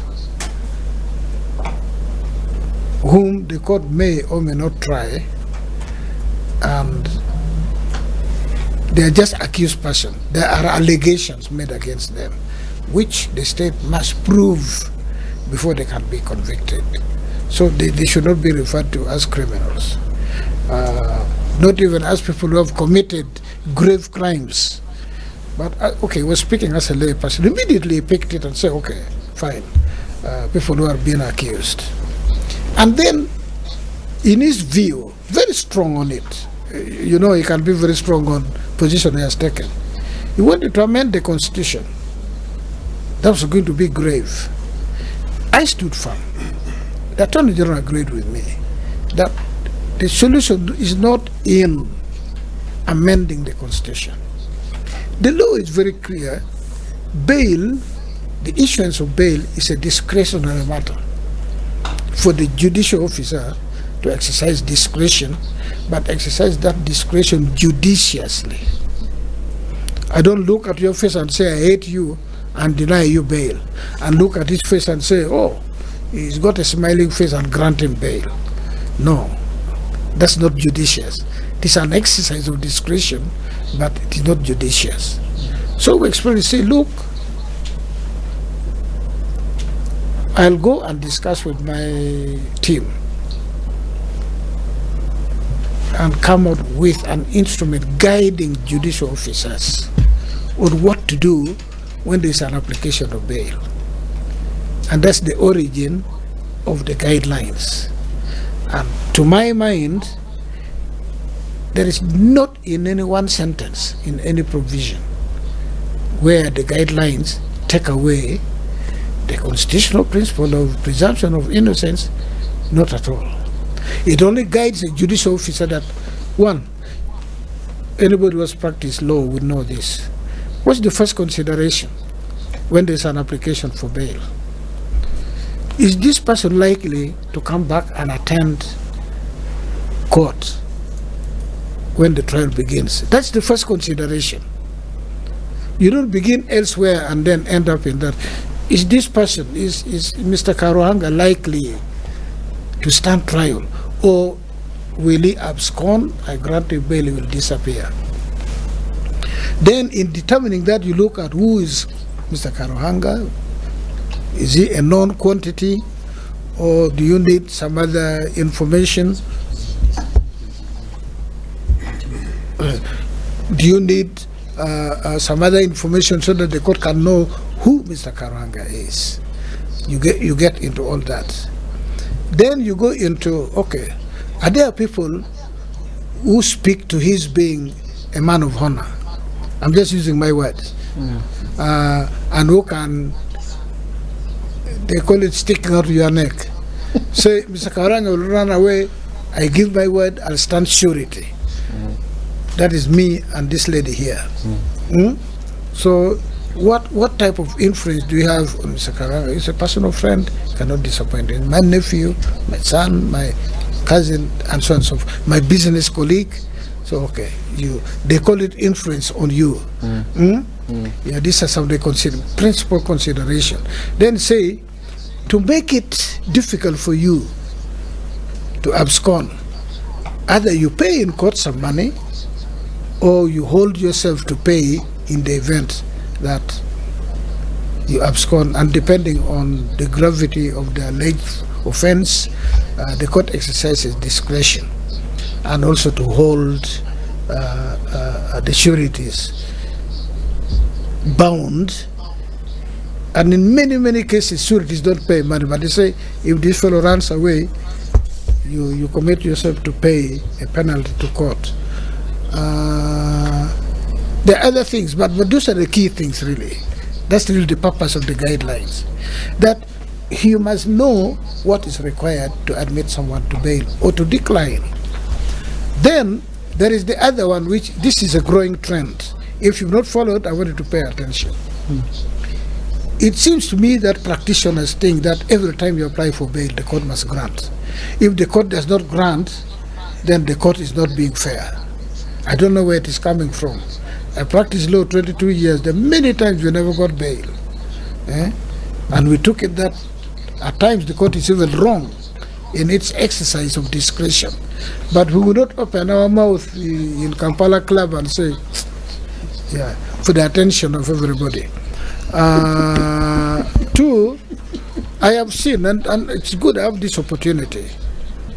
In one high-profile case, when I follow the proceedings, I even say how unfortunate this person is. You see, I am the one incarcerated or kept, and my lawyers go and submit politics, not the law. They want to make the world believe that the judiciary is the one keeping this man. They don't submit on points of law. For them, they come, you must release this man. I have seen it. If you've not seen it, I want you to pay more attention. So this lawyer deceives the public that he or she is a very good lawyer, and is doing a lot of nothing, and is actually making the other person suffer. I practice law. I handle some very high-profile cases, treason and name it. But we go and submit on the law. I don't say it these days. I see people who are fairly senior in the legal profession going to submit politics. How unfortunate can an accused person be? This is happening in okay. I'll not give names. Yes. So now the court the clients, finally on bail, a lawyer goes and say the statutory period of, is it 180 days? Yes. Has expired. Grant bail. Really? Even if you practice law for 8 months, yes, the statutory period expires. The judge or the magistrate, whomsoever, is supposed to begin by saying, I hereby admit you to bail, and then say, but on these conditions. It's not like, say, 180 days, you can go and come back for the trial. No. So the discretion is still there. That's what the law is. Is because he will not say whether or not to grant you bail. I grant you bail, but this condition, put this, provide sureties and what have you. When I hear lawyers arguing, it is as if 180 days, the following day, you walk home. Maybe the law has changed. For us who practice those days, you still have to persuade court that the sureties are good, and whatever the accused person is bound to court in has been satisfied. You don't hear that, and then right to bail. I want lawyers, and I'm glad I have students here, that the accused person has got a right to bail.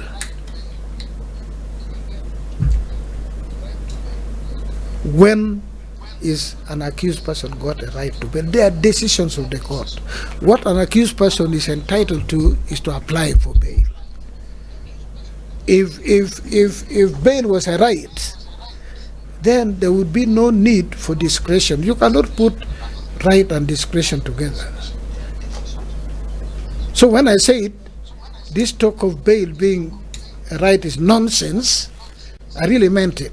And I thought it would make the practitioners think again, because they mislead the accused person, they mislead the public, they just want fame, which is cheap popularity. That, he fought very well, but the court is so difficult. It's not as you are saying, the guidelines are the problem.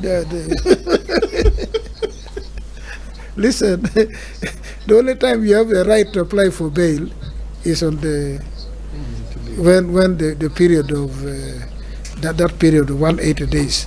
Then you have a right to bail, and the court will say, "I'm granting you bail." Now you can be the only one now to fail the grant. I've granted you bail. I'm not going into the other consideration, but on this condition, the discretion is not removed. And I want you to have a conversation on those things. You do a lot of good to accused persons when you know this. Yeah. So to my mind, I have not seen anything in the guidelines which negate the principle of presumption of innocence. None. I mean, it would be very strange. But if you have seen it, please draw my attention to it. Thank you. Okay. Thank you. If you're just joining us, welcome to the Judicial Service Conversations. We're having a honest and frank conversation with the Honorable Justice Owiny Dollo, Chief Justice Emeritus of the Republic of Uganda, and we are very honored and privileged that you're here. My Lord, if you can just maybe stick on bail for another 2 or 3 minutes. I think so the feelings in the profession are really two. If I don't know if I'll express the concerns of colleagues clearly. The first concern that many colleagues have is I think on the issue of presumption of innocence. I think the feeling is that whereas bail, the grant and refusal of bail is discretionary, colleagues feel that the discretion should really be on the side of liberty more than not, because you are presumed innocent. So pre-trial detention shouldn't be a punishment. And for example, if somebody is arrested, detained, charged in court, and the feeling from the ban, maybe my lord you can have a pushback, is that a court should look at whether this person is a flight risk or not. And once they have established that this person is unlikely to be a flight risk, then bail should follow as a matter of course. The other thing is that many times bail decisions should be made immediately. I think the guidelines allow for 30 days. A bail application should be disposed of within 30 days. For many practitioners, they feel adjourning for bail rulings. What does the guideline say on that one? On when a ruling should be delivered? The guidelines provide that in the High Court, a bail application, a decision on bail should be made within 30 days of an application. Mm-hmm. And for many practitioners, they feel that once I'm charged, of course, in the High Court, you make a formal application for bail. People believe that these applications should be had a lot faster and decisions should be made a lot quicker. But not just the decisions themselves, but the general feeling is that we need to, not just in terms of adjournment, but also in terms of erring on the side of liberty. For the court to say, this person is, as long as I'm not a flight risk, I should get bail. The other concern that many people have, even outside of the profession, is that bail has been now almost a preserve of the rich. Many of the requirements, sorry, I think there was feedback. I think many of the requirements right now for bail can simply not be met by people who are not of means. And I think a lot of people blame the guidelines for saying that judicial officers are now more cautious on the side of detention, that they will not give a bail application. A bail application, once it's brought, it will not be decided immediately. At least spend a month. It's too soon. It's too high profile. There are very many considerations, and many people really place this down to the regulations. Over to you, my lord.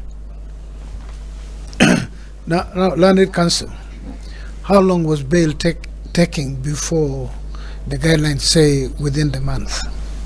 6 months. Yes. Some even up to 1 year. So when we say this, we have to look at it in the context of the mischief that the guidelines sought to cure.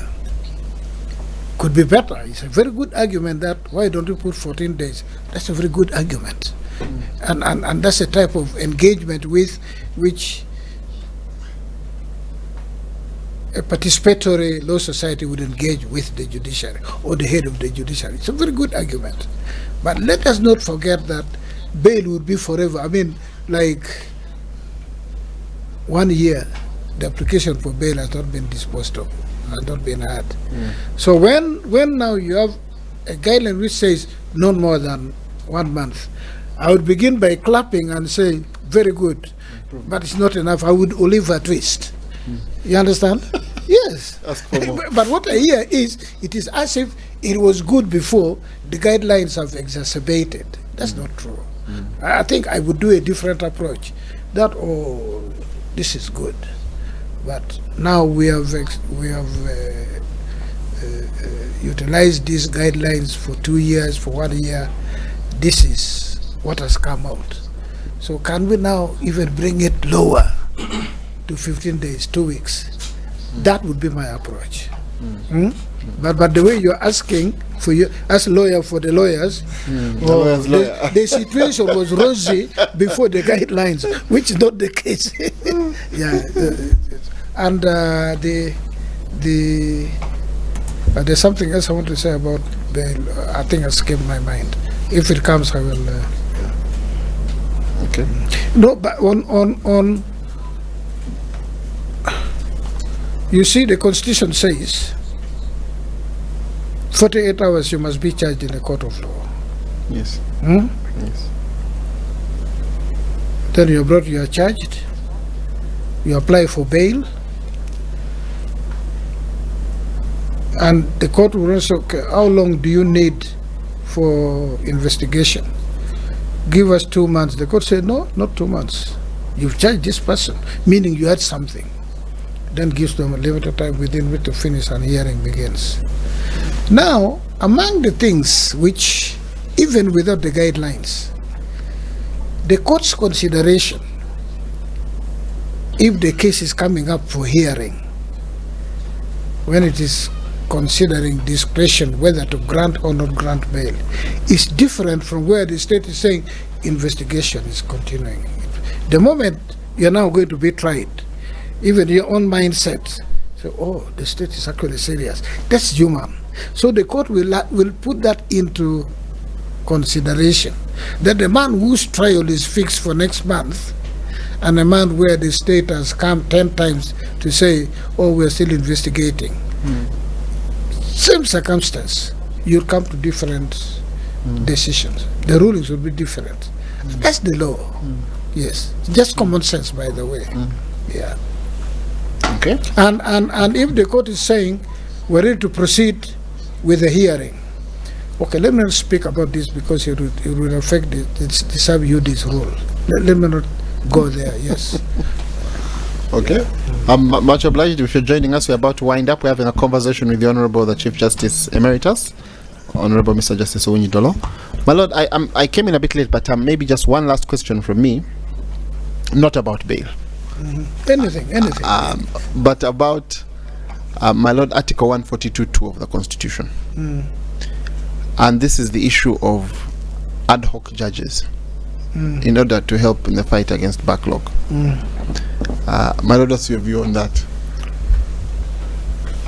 If there is anyone who is opposed to ad hoc judges and go on record, it is Justice Owiny Dollo, former Chief Justice of Uganda. Why do you recruit ad hoc when you can recruit permanent justices? As simple as that. Where do you get the money for recruiting ad hoc? Why ad hoc? I have Mr. Karu here. He can sit in the Supreme Court. Why do you want to bring him to sit in the Supreme Court for 2 years or one case and then go away? Why?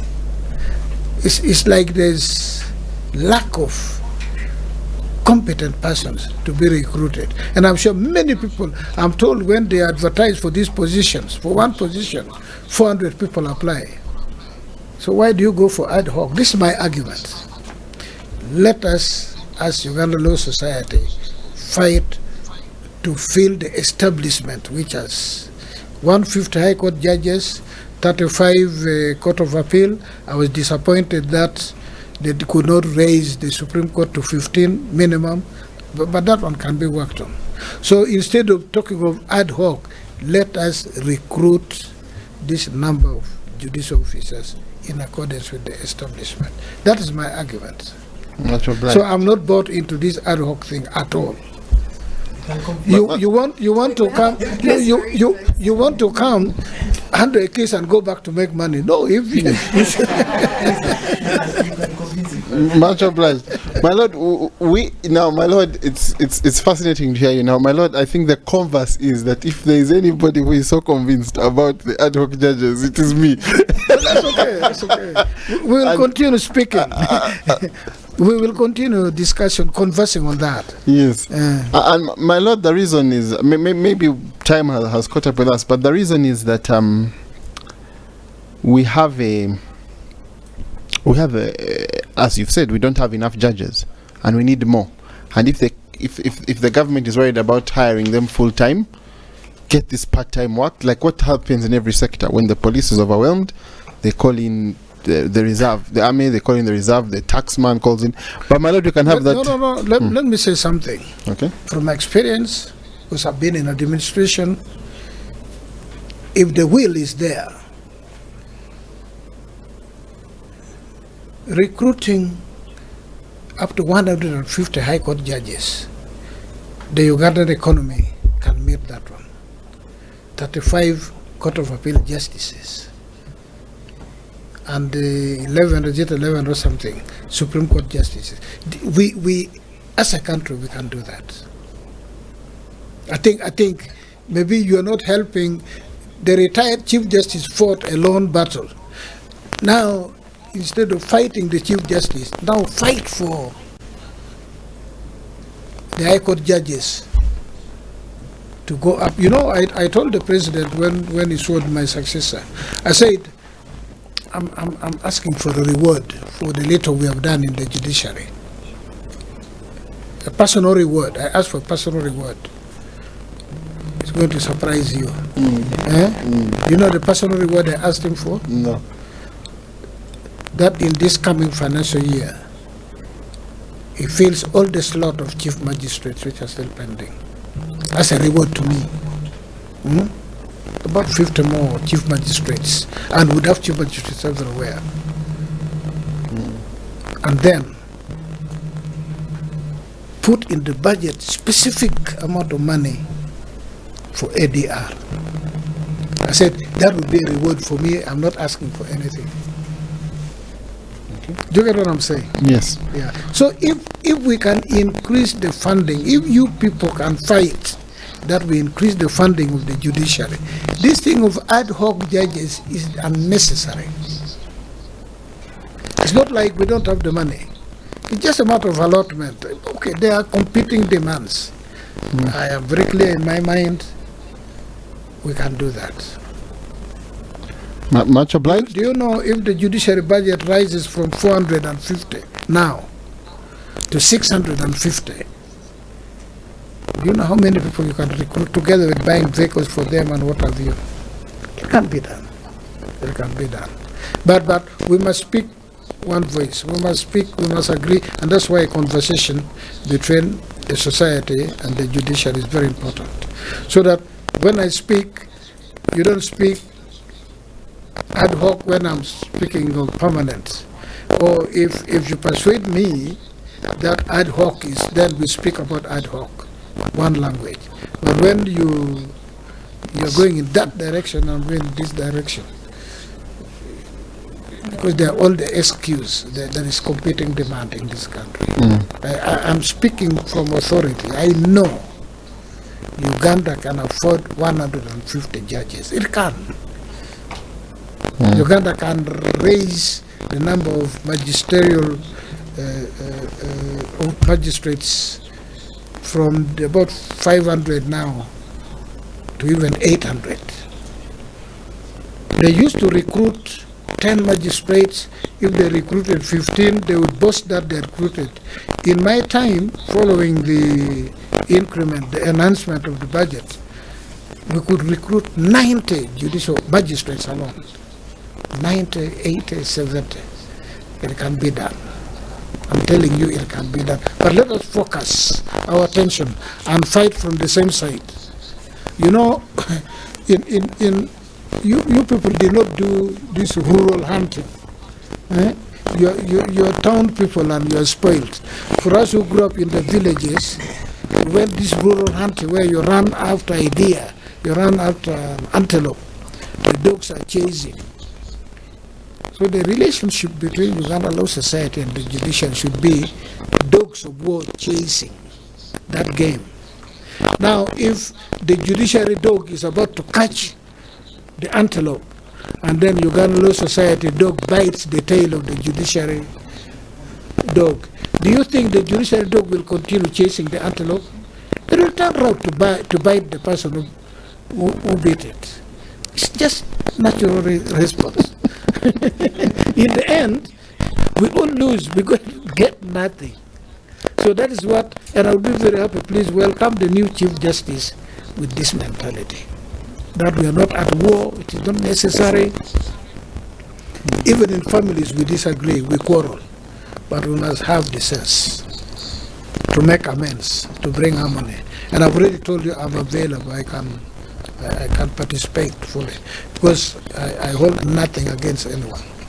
But even tomorrow I will still speak. If something is not right, it is in my nature to speak in the open, and it is what makes me what I am, that if I don't speak about it, I feel sick. But once I've spoken about it, for you think I'm holding something against you, I have nothing. Once I've spoken, you've heard me, we can now begin on a clean slate. That's how I was brought up. I'm not going to change it. I'm too old to change it. Yes. Okay, if you're just joining us, welcome. We are winding up. We have kept my lord here longer than we agreed, but at least I think there's an agreement about wine. So it was actually a vow.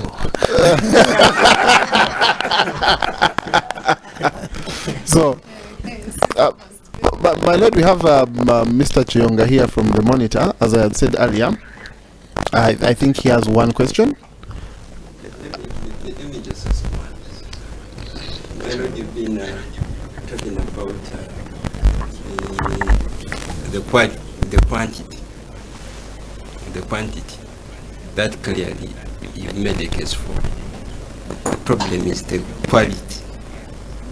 Of judicial The quality, the human resource that has been deployed to fill in opposition, whether magistrates, high court, court of appeal, the general sense, and my understanding is that they are wanting the magistrates, high court judges, the judgments, the rulings they are giving are below standard.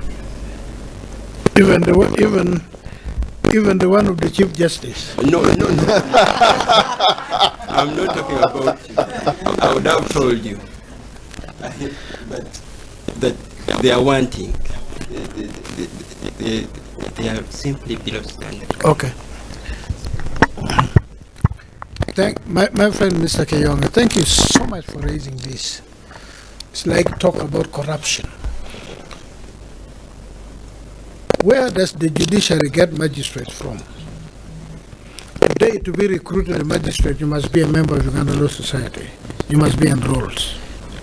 So, are these people competent when they're in the Uganda Law Society and then when they join the judiciary spoils them? Do they get spoiled? Do they become incompetent from the judiciary?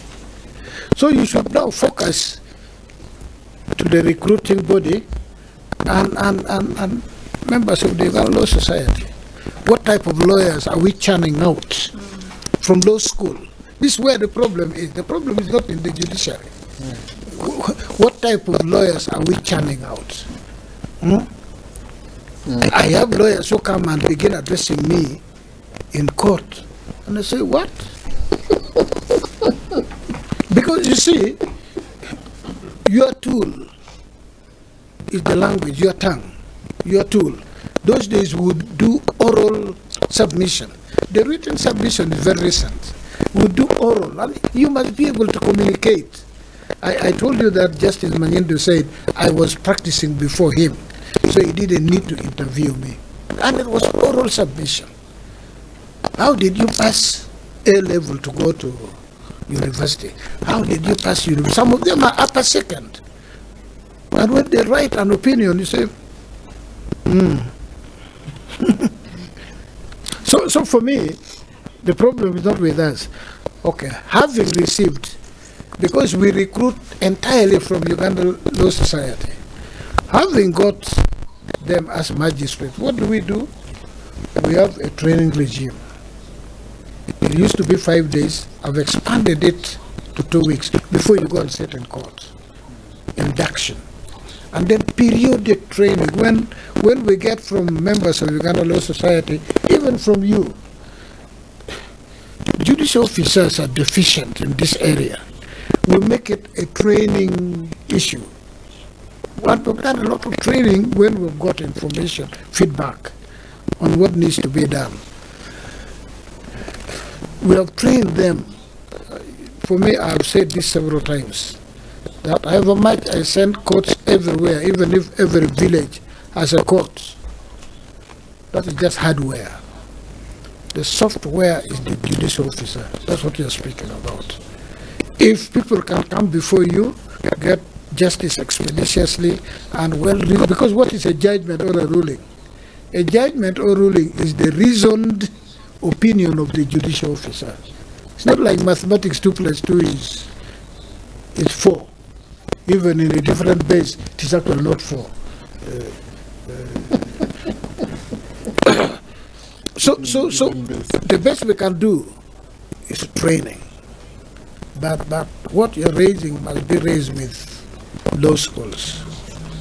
The material they're churning out into the, And let me even dare this. Maybe I'll make enemies out of that. If I make a couple enemies, that's okay, because there are millions who like me anyway. So we were 60 class. Prior to our time, we were much less. Our lecturers was no us by name. Up to now, they'll meet you. I don't met you for 40 years. Say, aren't you Musoke? Who was my class? Yes, sir. Say, oh yeah, you've now become a man. What does it mean? They will know every student. Before us, they would pick bright students and call them home for tea. And that's because they want to prepare them to become academics or to do whatever. Or students who are not doing very well, we'll pick them and bring them home to understand what their problem is. Some people will have social problem, family problem. So the lecturer would want to know, this was past come to law school. What is the problem? It's underperforming. And then they will rectify that. Now I hear in class there were 300 or 1,000 in class. No, in one class. Yeah. In one class, the volume in their stream. Okay, how many people do they admit in a year to a university? In a 500. I mean, how do you train a professional when they say 500 in a class? That's just a joke. That's why I say I'll make enemies. So the consequence, you see some of these things and you keep quiet. And it is what my friend is actually on the stock accounts. Just to follow up. If you're teaching history, and I like history, even when 5,000 people you can teach history and a professional course. Just to follow up, I know you're not the Judicial Service Commission, but just to put it in process. That's what you should ask me. Yeah. Going there soon. The issue with recruitment has always been raised that the process is opaque.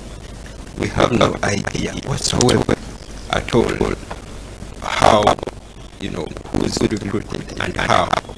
We just see, they can put an ad, but after that, we just see names and then they're like, how? I mean, like don't apply, some of them are not applying. Probably they apply. But the process is like, for example, in Kenya, sometimes they televise and then they ask questions. Listen, young, let me tell you, even in Kenya, there's a conversation whether that is wise. Yeah, but some things can be so attractive at the beginning, and then when you settle, you realize, because Mr. Kenyago is so good, does not want to go there and be molded. So who do you get? You get him, you get me, who can afford to be molded. And the very best say, no, it's not wise. You get what I'm saying? So for every good thing there is the flip side. Yeah, the flip side. But the crux of the matter is, even if you do televised recruitment interview, if the material you get from the university law school is not like when we attended law school, what do? You're going to reject everybody, then they will not recruit. That's the way. That's the best that the Judicial Service Commission, I've never sat in it. The best that the Judicial Service Commission has is what they give. What they feel they do,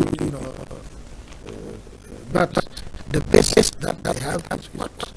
They charge out of givers in the judiciary. What do they do? So it's a big battle that you are raising. But I agree with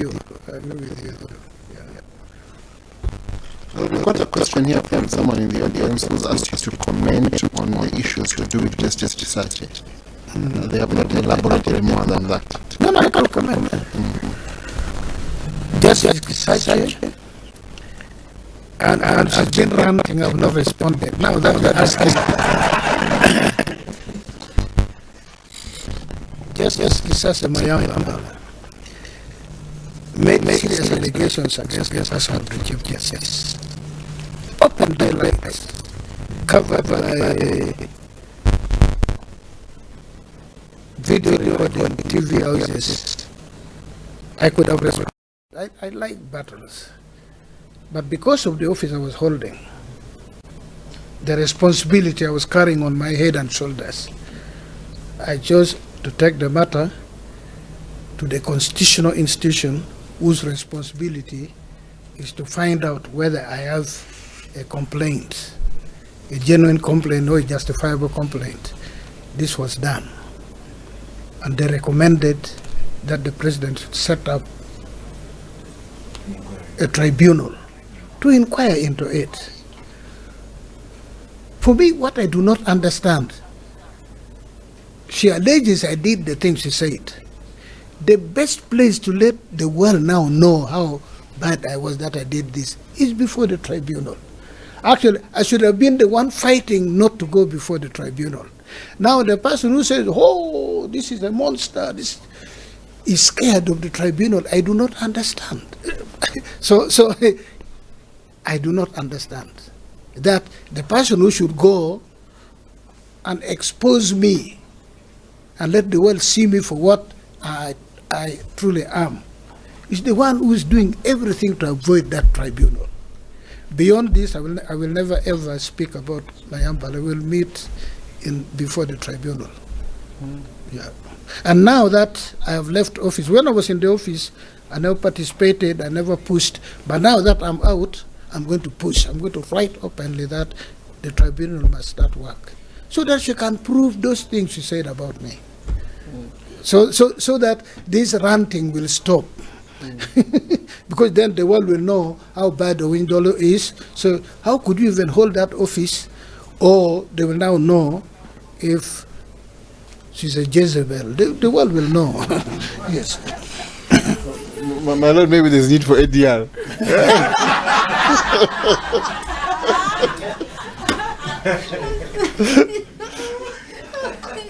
Maybe, my lord, as you wind up, I think there's a question. Maybe I don't know if I should ask it or there's someone who's going to ask it. Okay, from Joy, and she has promised to keep her vow, my lord.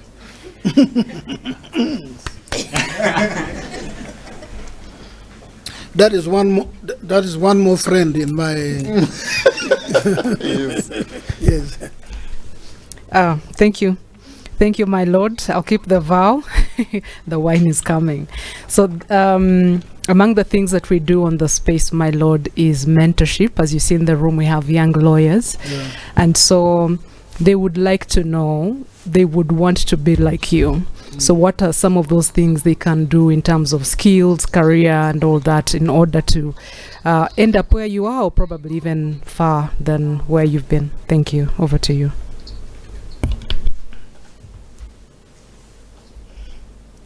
You've joined the legal profession. It is called the learned profession. Traditionally, there were only 3 professions that were learned: the legal profession, medical profession, that is the human medicine, and theology, the priest and what have you. Those ones were considered learned because of the depth and the width of their training. You've come to this profession not to become rich. The moment you're focusing on the money, you'll get it wrong. It is service, protecting the rule of law. Your fulfillment should be in seeing that justice is done. So work hard, be committed, love the profession, and know that yours is to do good by God's people. The money comes in to grease your hands so that you can operate. But the money should not be an end or should not even be a factor. We did so many charity during our time. You read the case of Professor Isaac Ojok. Yes. He was captured in flagrant delicto, fighting the government. Yes. We fought and we saved him from being hanged. But he never paid me a fee. He did not have the money. FOBA. Only one person was paid by a civil servant, some paltry sum of money. But you see, and the first wave of rebellion in northern Uganda, in the Acholi sub-regions. I am an Acholi in case you don't know. In 1988, they chose to come out. The president directed they should get a lawyer of their choice, whom government would pay. The professional fee was going to be paid by government. They came to a few people, I don't want to name, they feared. They came to me and said, okay, if we bring peace to my area, why not? I prepared the draft. At that time, now retired Justice Jotham Tumesje was at the NRM Secretariat, the legal person. They agreed with everything I put. The agreement was signed. They asked me to give my fee note. I declined, and I want these lawyers to know this. I declined, saying my fee had already been paid by the peace that had come. It was a personal decision. About 3 or 4 years, the people, the West Nile Bank came out. Some people prepared the agreement. They were paid something close to 300 million. Yeah. They would have paid me anything ranging from 200 to 250 million. In 1986, that was good money. 88, that was good money. And in 1987, we had the currency reform. So when you're talking of hundreds of millions, I could have afforded to retire and do other things. But I loved my profession. I knew that the purpose for which God had given me the opportunity to bring peace was more important. Yeah. So for many of you who are in the legal profession, there are so many ways you can help society and not focus on money.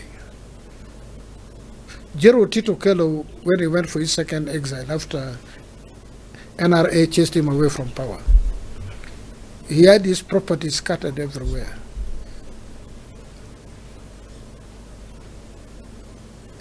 He was given my name. I put the properties together, some very, very, very properties in central Kampala here and in the suburbs. Collected money for him and put it on our client's account with Mr. Tibejuka. Client's account. We didn't even know the Jero would come back. He came back and found this money and he could not believe. He was in Tanzania. We could have eaten the money the way some of you do. Could have eaten the money that anyway, he's so far away, there's nothing he can do to come back. We didn't know he would come back, but he found this money. So if you can do something similar, you can even do better, then you know you have a future. And I always say it is because of some of those things I did, which were really, really plainly charity, that luck came my way. That the Lord says, he can be confrontational, but to the very core he's a good person, and let me give him these responsibilities. If I'd eaten people's money, I would have been cast. I would never have been a judicial officer, far less a chief justice. But because I have people's blessing, that I have come this far. And that's why I'm going back to the community to now do what will be mainly charity work. Whatever fee they will be paying would be just pittance, just to run the office, and where they would have paid 10 million, they'll probably pay me 300,000 shillings, that type of thing. So, my word of advice to you, this is not a business, it is a profession, service to God's people. Thank you. Amen, my Lord. My Lord, thank you for that word of advice, and I don't know if you have any other parting shot that you can just say really to the people who are listening to us. If you've just joined us, we're in the Judicial Service Conversations with the Honorable Justice Owiny Dollo, the Chief Justice Emeritus, and we are happy to inform you that you're late because we are winding up if you've just joined us. But my Lord, any parting shots? What I can say, in any country, the professions are important. The one which I'm a family member of is the legal profession, and the institution that brings all legal personnel together is the Uganda Law Society. I'm a member of Uganda Law Society. Maybe I need to begin paying my annual contribution now. Yeah. My plea is, please, let the legal minds come together. Let the legal minds come together. We have great legal minds in this country. People above reproach. People whom you would want to be. Somebody like Professor Sempewa, I've said, everybody would want to be Professor Sempewa for who he is. How can we utilize that gift and bring peace within the society? We don't. I don't know if you do. I am happy to know that you do. And the other people whom, and make the Uganda Law Society, make the legal profession a solid body which speaks with one voice. That's not to say from within we don't quarrel. We will quarrel from within. The outside world will not know we quarrel. We quarrel and make ourselves better than before the quarrel. And then we go out there and we speak with one voice. That is my plea. And then finally, if you call me back tomorrow, I'll come. Anytime I'll come. Thank you. Yes, thank you. Thank you. If you're just joining us, as I said, you're late. We've been having a fantastic conversation with the Honorable, the Chief Justice Emeritus, the Honorable Justice Alfonso Chigamoy Owiny Dollo. My Lord, we have been very honored to have you with us. Usually, when my Lord has spoken, that is the decision, the matter is final. And since my Lord was the Chief Justice, the head of the Supreme Court, the head of the Apex Court, his decisions were almost at the same level as the Holy Book. They could not be altered. But my Lord, welcome to retirement, and we are happy to have you on this side, promising to join us in the struggles that we are in. Next time, or some other time, I also want to know of my very, very several judgments. Which one do people think was the best? When Lord Denning was asked which judgment he thought he found a lot of fulfillment is.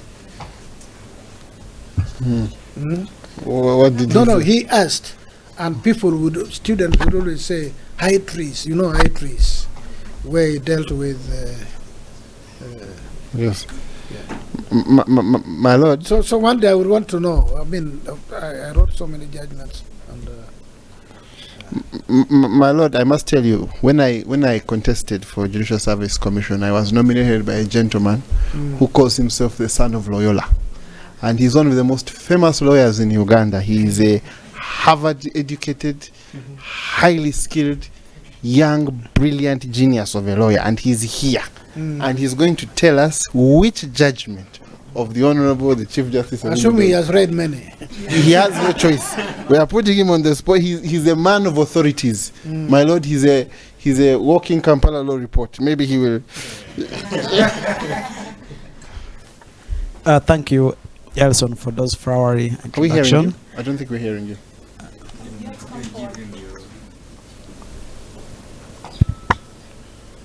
and that. I'm very pleased, my lord, to meet you in person, and congratulations upon your retirement. I don't know whether they congratulate people for retiring, but congratulations for ending your tenure very well. One I think of the most impressive judgment you made, if my correction is very well, is the judgment in the DTB versus Ham case. Okay. That one, when I read it, because The syndicated loan. exactly. Loaning, okay. So because I quarreled with so many people after the judgment of the High Court, and I kept telling them this cannot stand with the Supreme Court.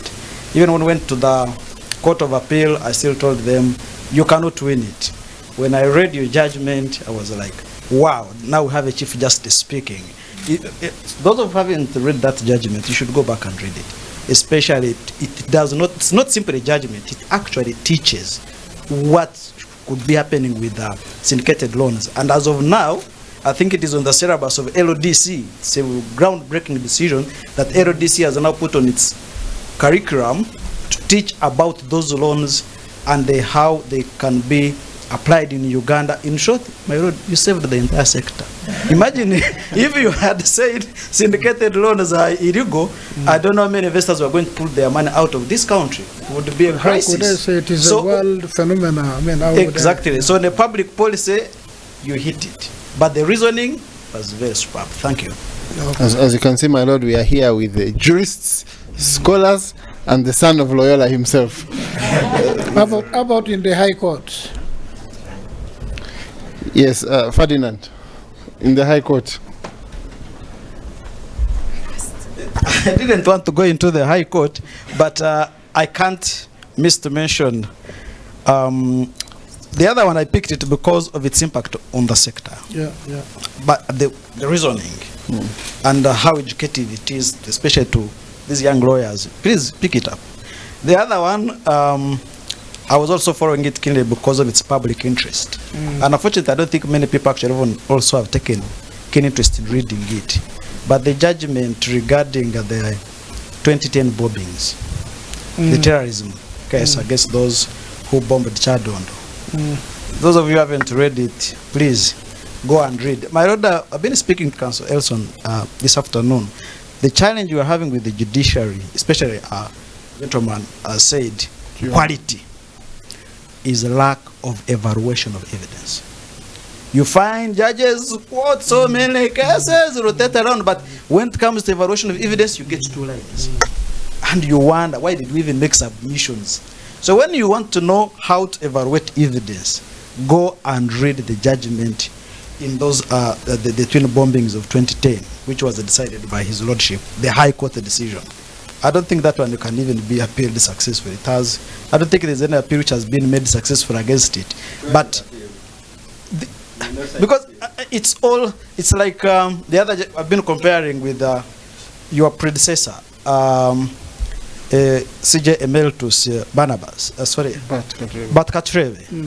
When it comes to evaluation of evidence, he will even point out part of the document you never read as counsel and show it to you that actually this was relevant, but you left it out. It is that kind of level meticulous in terms of evaluating evidence that would give comfort to the profession that when I bring evidence before court, it will be evaluated and the facts properly applied to the law, and then you have a conclusion. What used to be taught in at LLB, the IRA, have the issues, you have the so-called what? Filler. You have the facts, issues, law applicable, and then you apply the law to the facts, and then you can make a conclusion. So I want to thank you for that. I think those were, there are others, very groundbreaking.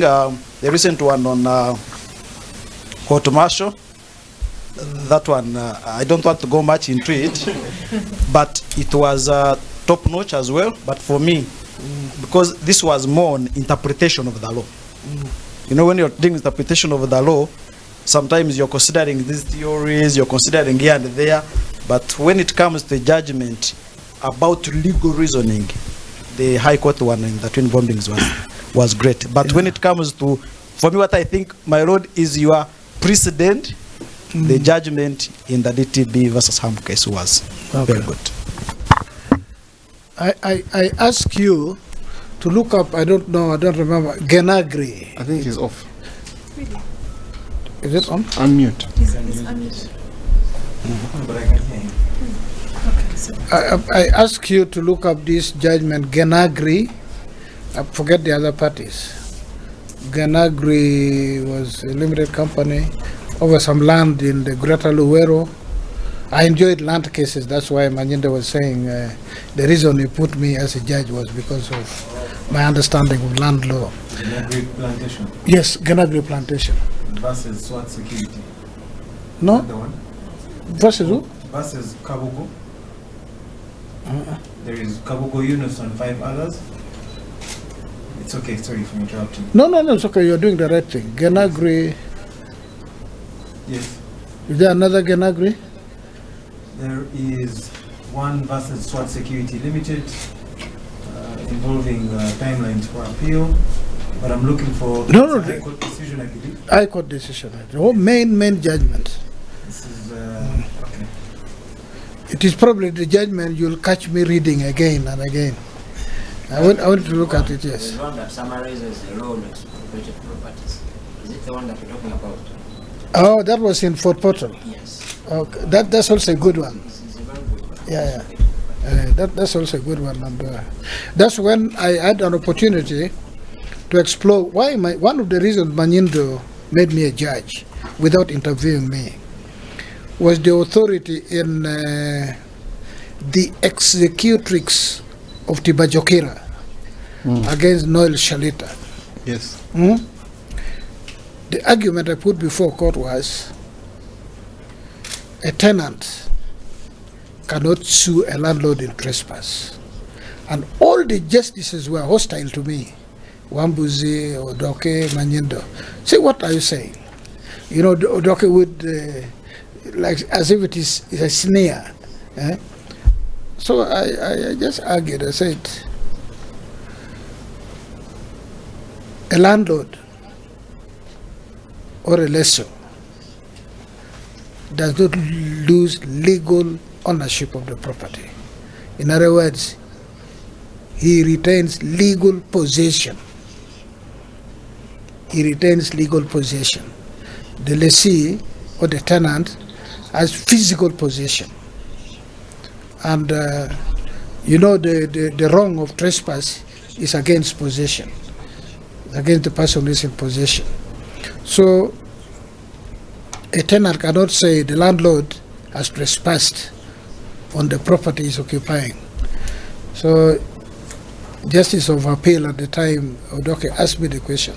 Supposing the landlord comes at 2 a.m. and knocks on the window asking for rent, isn't that trespass? I said, no, that's not trespass. That is breach of the covenant of quiet possession. It is contractual. In the end, Wambus wrote a judgment where he agreed with me, and he mentioned me by name. I don't know of any other judgment where Wambus mentions a lawyer by name. Yeah.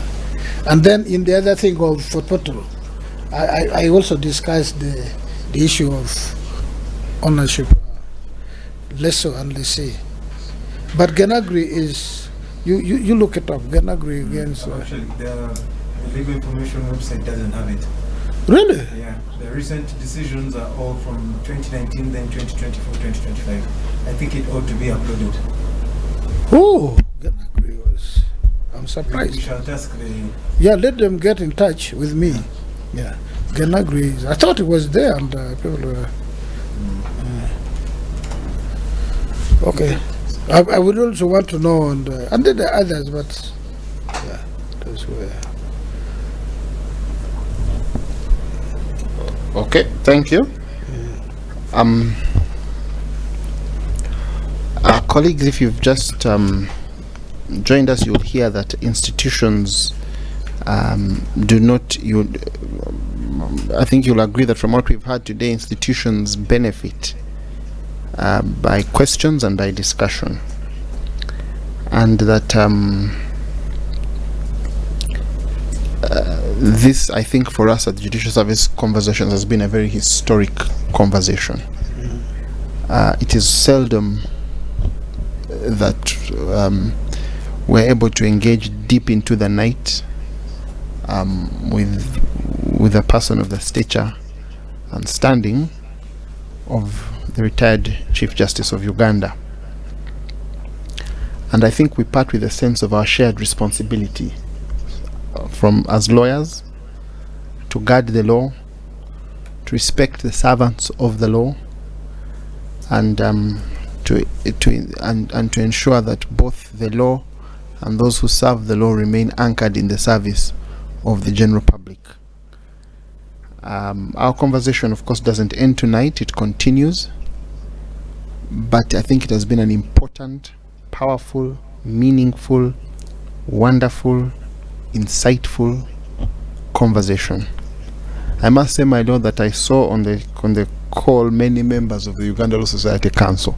So I think that colleagues still long to hear, my Lord, and I think your coming here today has been a blessing to many members of the bar. Thank you. I think we have had many. The room is full of students, the room is full of lawyers. I see here lawyers like Mr. Mujira, Loyola, Madan. I'm seeing a number of lawyers, law students, members of the Fourth Estate, and I think it's a testimony, my Lord, to the respect and standing that you have, and we thank you for taking the time of your busy schedule to come here. Now, what we usually do here is we end with a song, and usually not a Negro spiritual. We usually end with an Afrigo song, actually, but not a Negro spiritual. However, we end with these songs because the whole purpose is, as we told you, we started by campaigning, but today we're not going to do those things which we do. Today we want to end with a song which talks about a clear road, a clean path, something made perfect. We would have loved the Negro spiritual, and maybe, my Lord, you would give us a Negro spiritual, but what we had in mind was a spiritual as well, but an African spiritual. Yoleng, which is, for those who know, a gospel song in Luo. You know what it means? Yoleng. I think it means the road is clear, or the path is clear. Yeah, in other words, there are no impediments. Yes. There are no impediments, there are no roadblocks. So, my Lord, there are no roadblocks between all of us here today. Yoleng.